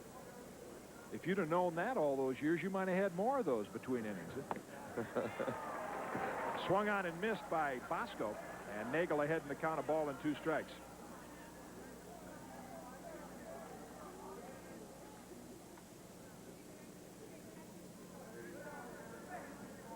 There's your runners. Cervantes at 3rd. And Kunis at 1st. Nice block right there by Dan Wilson. I can see from his actions behind the plate, we've seen him do that a couple times tonight, why he's a catching prospect. He just drops right down, keeps his body square, keeps the ball in front of him. Excellent play.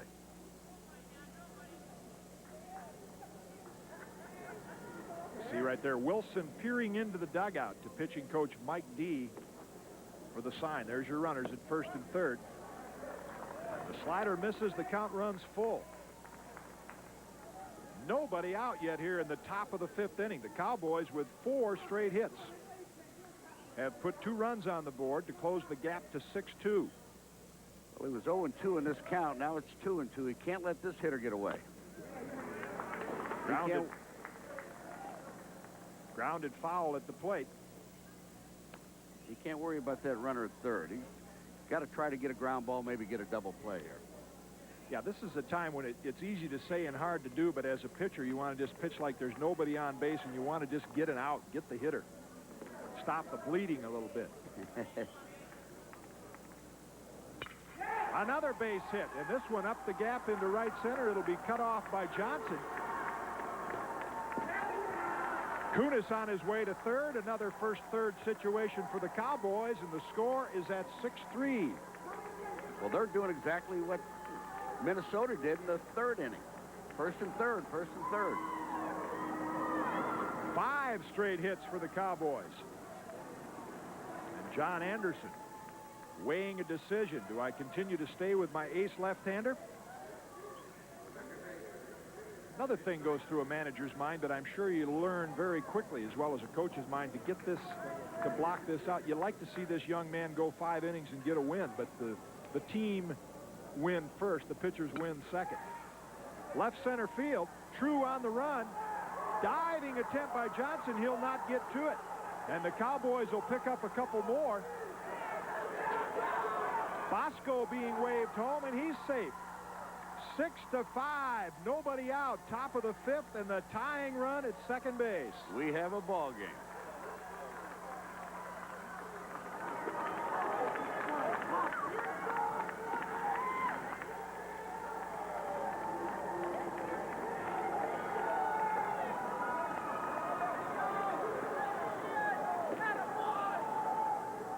This ball at first looked like, off the bat, looked like it was going to be a routine fly, and it kept going away from the left fielder, and the center fielder finally had to try to make the play. There's a little hesitation there by the cutoff man, but I still don't think he would have had a shot at him at home plate. So Mitch Simons picks up a couple of more RBIs, his 21st and 22nd of the year, and that's going to bring Mike D out of the dugout. That's it. That's his second trip. So Denny Nagel, who had completely shut down Oklahoma State through the first 4 innings on no hits, and Gary Ward changes his strategy, turns his hitters loose in the top of the 5th. And it pays off. We've got a 6-5 ball game here. The Gophers lead. Nobody out in the top of the 5th. We'll be back right after this. Well, the Cowboys have erupted for 5 runs here and chased starter Denny Nagel, who had a no-hitter coming into this inning. And he turns it over to John Lowry. You see his record here through the 1989 season. A freshman out of Shepherdstown, West Virginia. Player of the year there as a high school senior. Numbers on him in 14 of the 3rd inning. So the runner at second base, Simons, still belongs to the starter Nagel. And Bobby Carlson squares to bunt. Struck out both times in tonight's ball game, and you see Gary Ward here, Dick, playing for that tying run to get him over to third base with just 1 out. Well, you have the left-handed batter with the left-handed pitcher. His job is to advance that runner. Maybe he thinks he can't pull a ball. There he did. And he got the job done, hit sharply right at Monson. And he did pull it.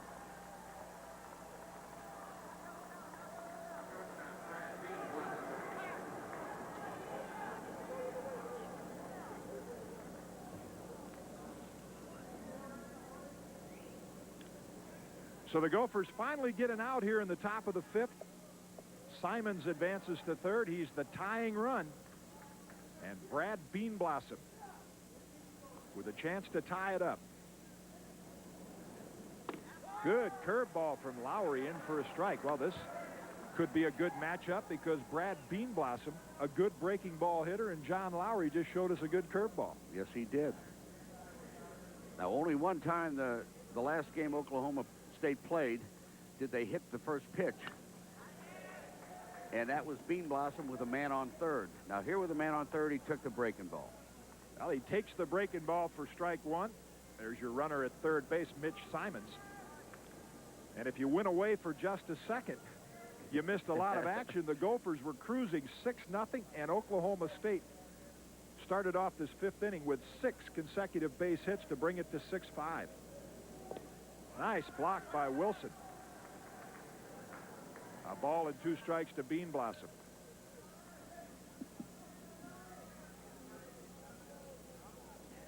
Here again, he keeps the ball in front of him.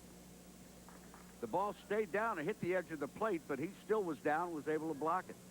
He's squared to the infield. He's keeping his shoulders facing out toward the pitcher's mound. That keeps the ball in front of him.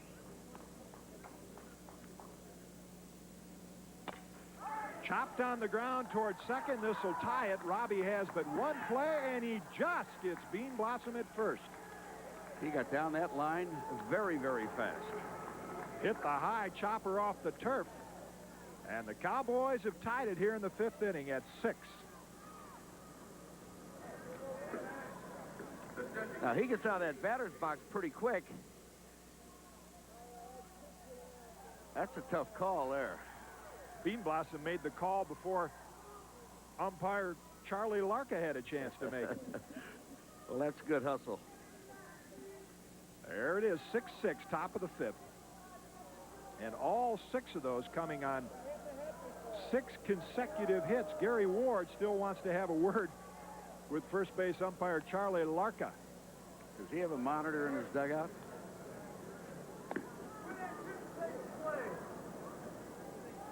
Now he's saying he didn't beat it. Gary Ward says, hey, tie goes to the runner. It was awful close. And you know, when you get to be Ward's age and my age, that's a long way out there from the dugout. Of course, Ward just has to jog from the third base coaching box. Did you ever? You never coached third as a manager. They really don't do that in the big league. Some do. But I coached first in the 1972 World Series, and it cost me $200. Just to get close to an umpire, that pitch a little low for a ball. I couldn't believe the calls that were being made over there, so I thought I'd get a closer look. You wanted to see for yourself. The commissioner didn't care too much for it. Ray Ortiz, the hitter here with 2 down in the top of the 5th inning in this 6-6 ball game. Lowry falls behind 2-0. Now, this young man is due to break loose. He's 0 for 13 in this Pillsbury Classic. Tries to lay off the changeup. And umpire Kurt Marino says, no, you went around. We're seeing more of that on all levels of baseball nowadays, is the left-hander throwing the changeup to the left-hand hitter. That used to be a no-no, because the left-hand hitter with something off speed could pull out, get the fat of the bat on the ball. Fouls the breaking ball off to even the count 2-2.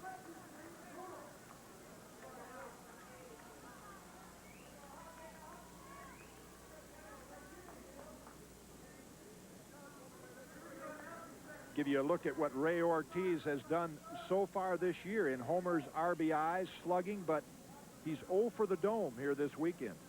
And he was hot coming in.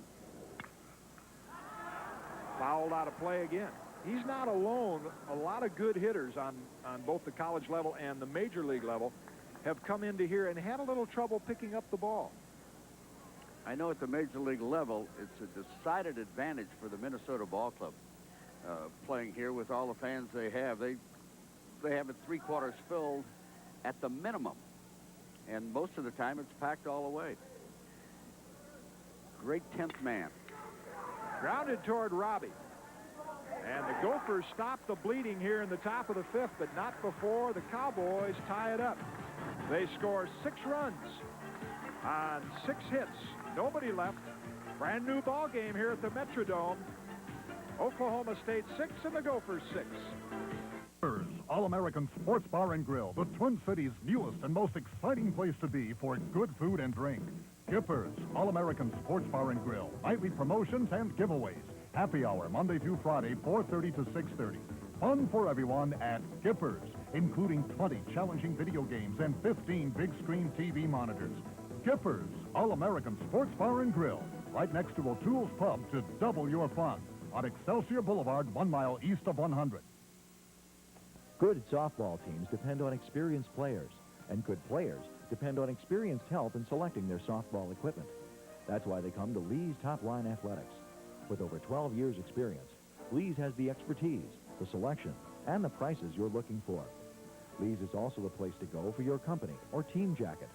And don't forget, Lee's is the area's soccer headquarters for all levels of play. That's Lee's Top Line Athletics.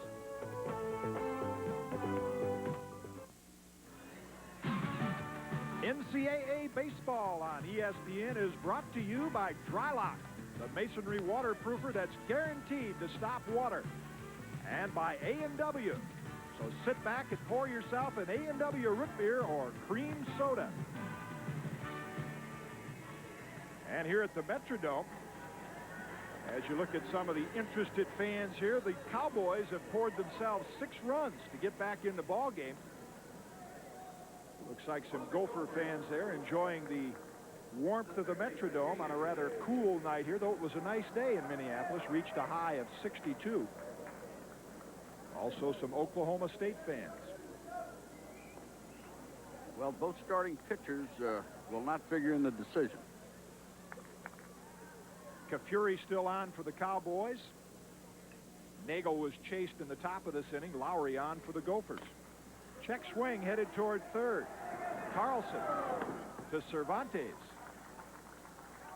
And Anderson is out number 1 in the bottom of the 5th. Now, Dick, as we talked about that important inning for Nagel after the Gophers got a big lead, this is the inning that's key for Kafuri to shut down the Minnesota attack.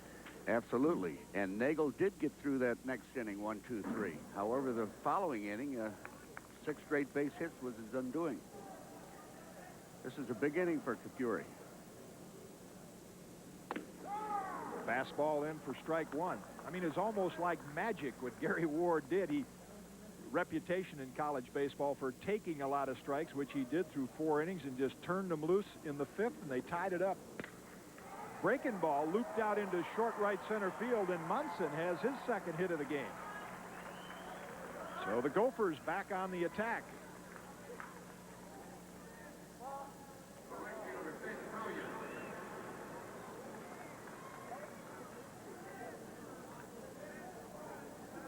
The hit totals now, as well as the run totals, even at 6. And Vince Pallion would one of those 6 hits and an RBI in tonight's game.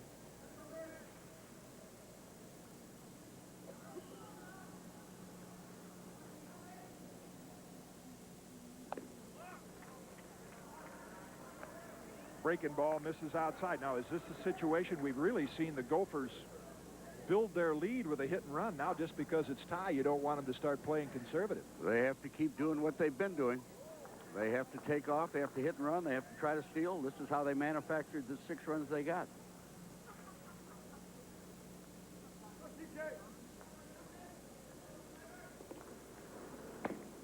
Bluff bunt, and then Pallion takes it. 2 balls, no strikes, and I would say there are certain counts that managers and coaches like to hit and run on, this being one of them. 2-0, pitcher's got to throw a strike. That's right. In fact, I think Simons is coming in right now to talk with Kafuri for 2 reasons. He's going to update him on the situation, and also give Tom Holliday a chance to get his bullpen going down the left field line. He has him up.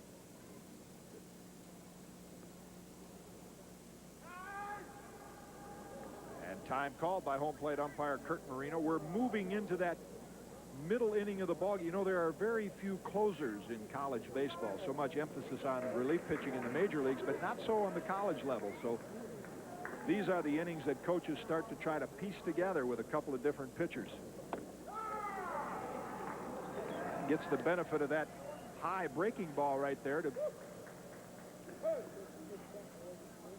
run the count to 2-1 on Pallion. Well, Tom Holliday said he has a righty and a lefty ready for stopper's role. Now we're talking, I guess, from the 7th or 8th inning on, and we're talking about middle relievers right now. Runner on the move. Pallion does a good job of fouling it off, and the count even at 2-2. Now, if he's got to throw a strike on 2-1 and he sent the runner, he still has to throw a strike on 2-2. So do you often come back with a hit and run on back-to-back pitches? Well, you can, but here again, it's 2-2. He could pitch out here if he thinks he's going again, but then if he doesn't go, you know he's running on the next pitch. Yeah, we'll see what John Anderson does. The runner holds, the pitch is wide, and it sets up the full count situation. But he was running with 2 strikes and 1 ball. He was running at 2-2 earlier, so there's no reason to change his pattern.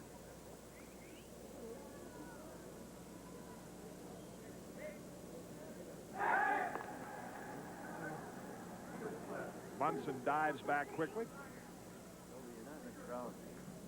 1 down, a 3-2 count. We're in the bottom of the 5th inning. The Gophers built a 6-0 lead, only to see Oklahoma State tie it in the top of this inning.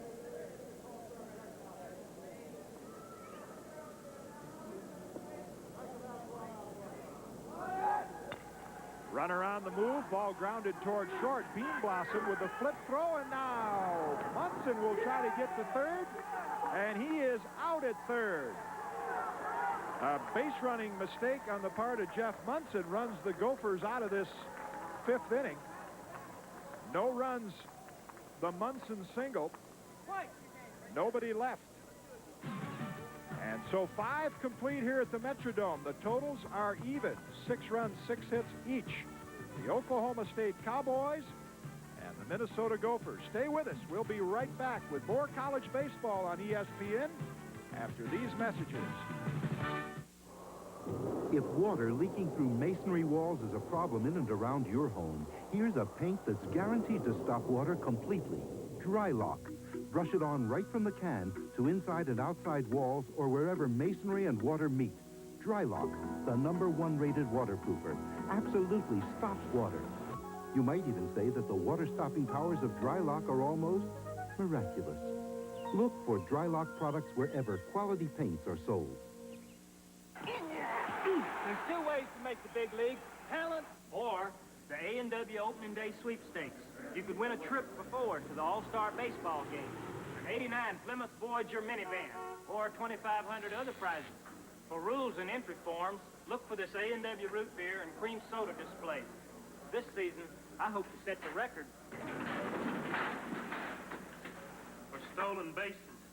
Enter the A&W Opening Day Sweepstakes today. Picture this, a game with over 70 million prizes, enough for 1 out of 3 people to win. Introducing Scrabble at McDonald's. You can win hot chicken McNuggets, a cool $1 million. Or spell the right word and win a $1,000 shopping spree at Sears. How are you going to get all that stuff home? Oh, I see. Play Scrabble at McDonald's. In a word, you can win. We have the base runner leading off first on the play that ended the inning. He goes with the pitch. The ball is tapped to the shortstop. He has to come in and make the play. He hesitated going to second, but there's still no way he should have tried for third. This is a bad base running mistake. It's good to be aggressive, Jim, but not in a situation like that. He can score from second on a single. I guess in many of your meetings you've told your team you don't make the third out at third base. Only if you're going to hold up to allow that runner to score, and you make them throw the ball to third to try to get you. So the Gophers, with the base running mistake to end the fifth inning, have a 6-6 tie. We go to the top of the sixth, and Jeremy Burnitz leads it off for the Cowboys. Lefty John Lowry in relief of starter Denny Nagel, now into his second inning of work. Now you see in the lineup where they're going to start off. They lead off with their 9th place hitter. Next inning. Off-speed pitch fouled out of play. Yeah, as a manager, I think you'd like to see get that 9th place hitter out of the way and be able to turn the lineup over. We're at the Hubert H. Humphrey Metrodome in Minneapolis, Minnesota. And if you just joined us, there's our score, the last game of this 3rd annual Pillsbury Classic.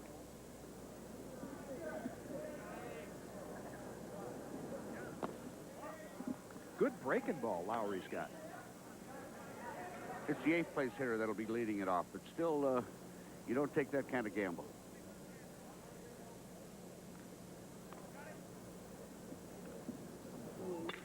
Grounded towards second. And right at Brian Robbie. Over to Munson, 1 down here in the top of the 6th.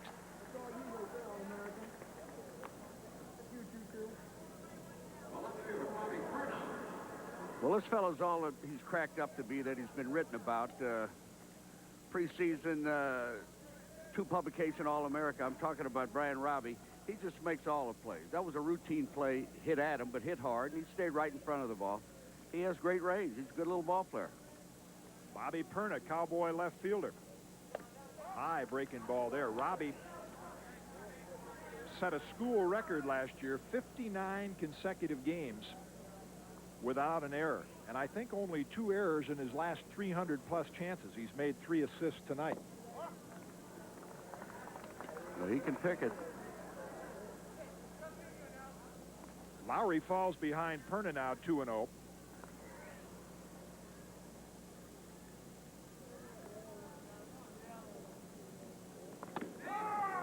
And gets the fastball in for strike 1. John Lowry, 6'3", 175-pound freshman out of Shepherdstown, West Virginia.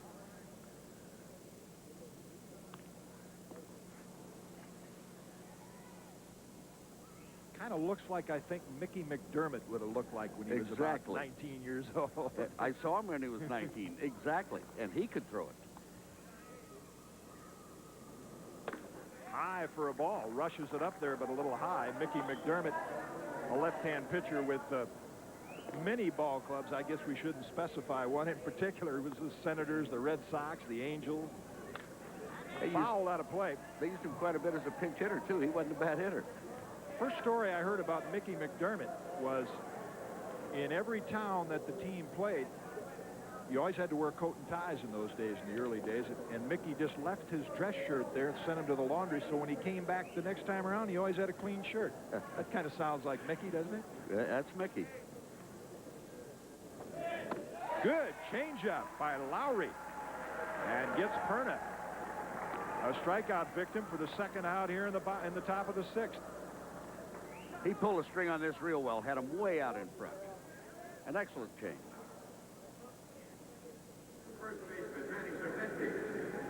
That'll bring up Manny Cervantes, the Cowboy first baseman. Got a single and an RBI back in that big 6-run 5th inning. I say back in, that was just last inning. Outside for a ball.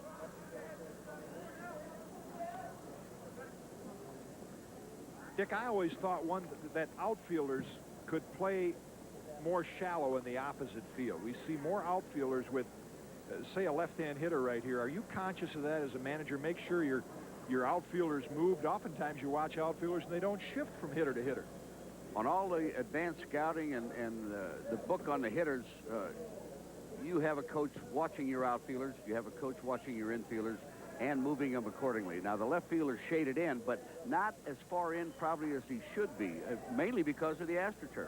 Ball gets by even with Cervantes, who is not known to run well. It could be trouble.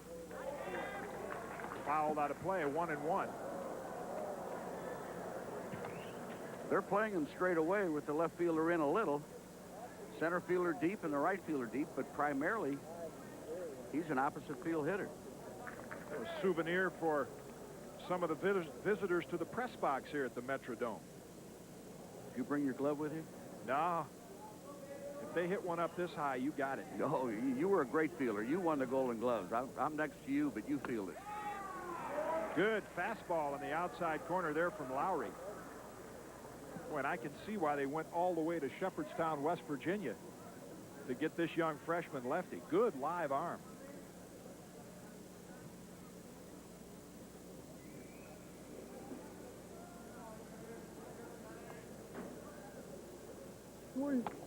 Just outside. 2 balls, 2 strikes, 2 outs. He has a lot of poise, Jim. Which is, I think, why John Anderson brought him into this kind of a ball game in the middle of it. Got co-captain Carl Johnson that he would bring in near the end of the game, primarily against right-hand hitters. This fouled out of play down the right field line. And then their stopper would be John Rogie. So the job that Lowry has right now is to try to get his ball club maybe through the 7th inning.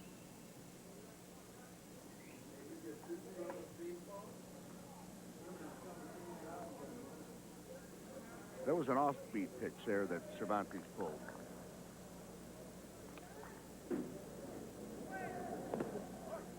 Misses with the curve, and the count is full, 3-2.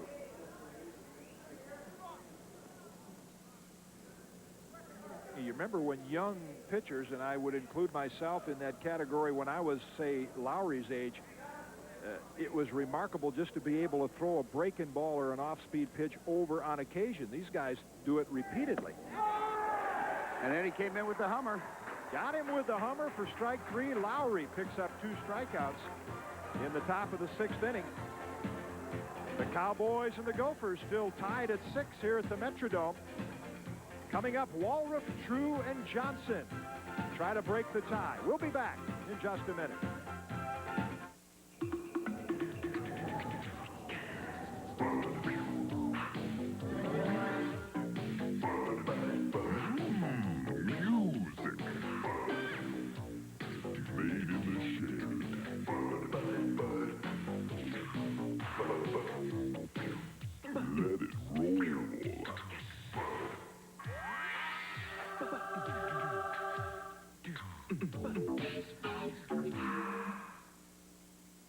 At Vic, we've been studying all the ways that you pull and stretch your face in search of a better shave. Now Vic presents our solution, introducing the new Vic Metal Shaver. The patented Vic Metal stretches and smooths your skin thanks to its unique metal guard bar, so the shaver glides closely and comfortably.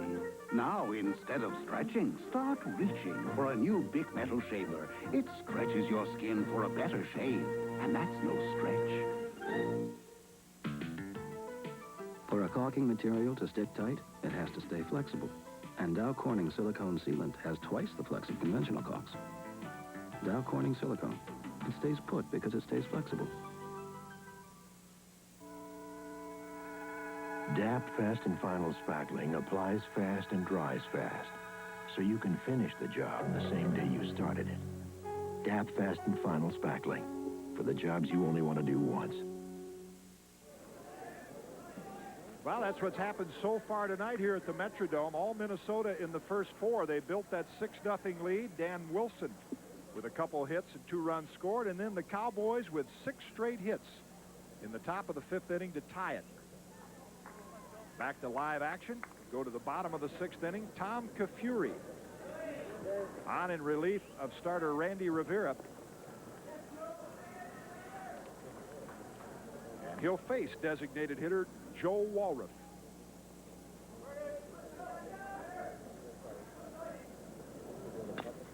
Grounded foul at the plate. And you know what I'd like to ask Dick Williams is, and this is not a derogatory comment toward Whitey Herzog and Tom Kelly and Lasorda, players like your former players.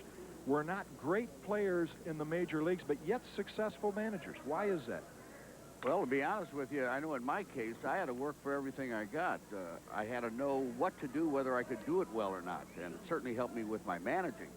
My second year up, I separated my shoulder. Whitey had a leg injury when we were together at Kansas City that hampered his career.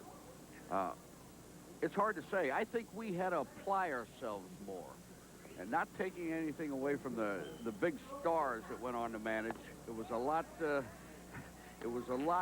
tougher probably for them to manage because they were such great players. I won't get into the big star. Ted Williams was one, for example. Yeah. I mean, he was such a great player.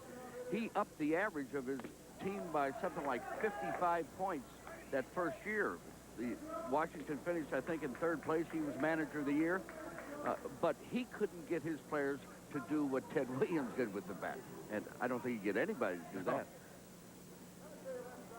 There's head coach Gary Ward. He got his Cowboys to do something with the bat in the 5th inning to tie it at 6. And Cervantes can't come up with the low throw at first. The Gophers have a base runner here to lead off the bottom of the 6th.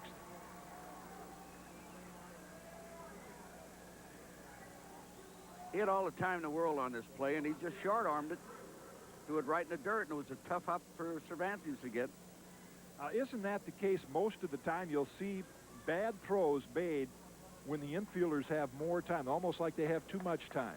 They're saying, please run harder so I can cut it loose. Now, the fella, he couldn't go down there any faster than he was going, but he had all the time in the world and just eased up on the throw. And that goes as an error to Bobby Carlson. And when Walruff reaches first base on the air, Coach John Anderson sends in a pinch runner, Ross Van Handel. Wants to break that 6-6 tie, put some speed at first base. With Pat True at the plate, might look for a sacrifice here, Dick. We're having one, but it's a poor bunt. Right back to the pitcher, could get two. Bean Blossom with a little trouble getting the ball out of the glove and handling that low throw. And True beats the relay to first, so the sacrifice not successful.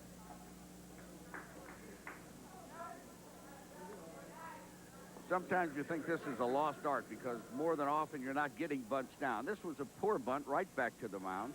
He was trying to bunt toward first, and he came up with a heck of a play. The ball was thrown in the dirt.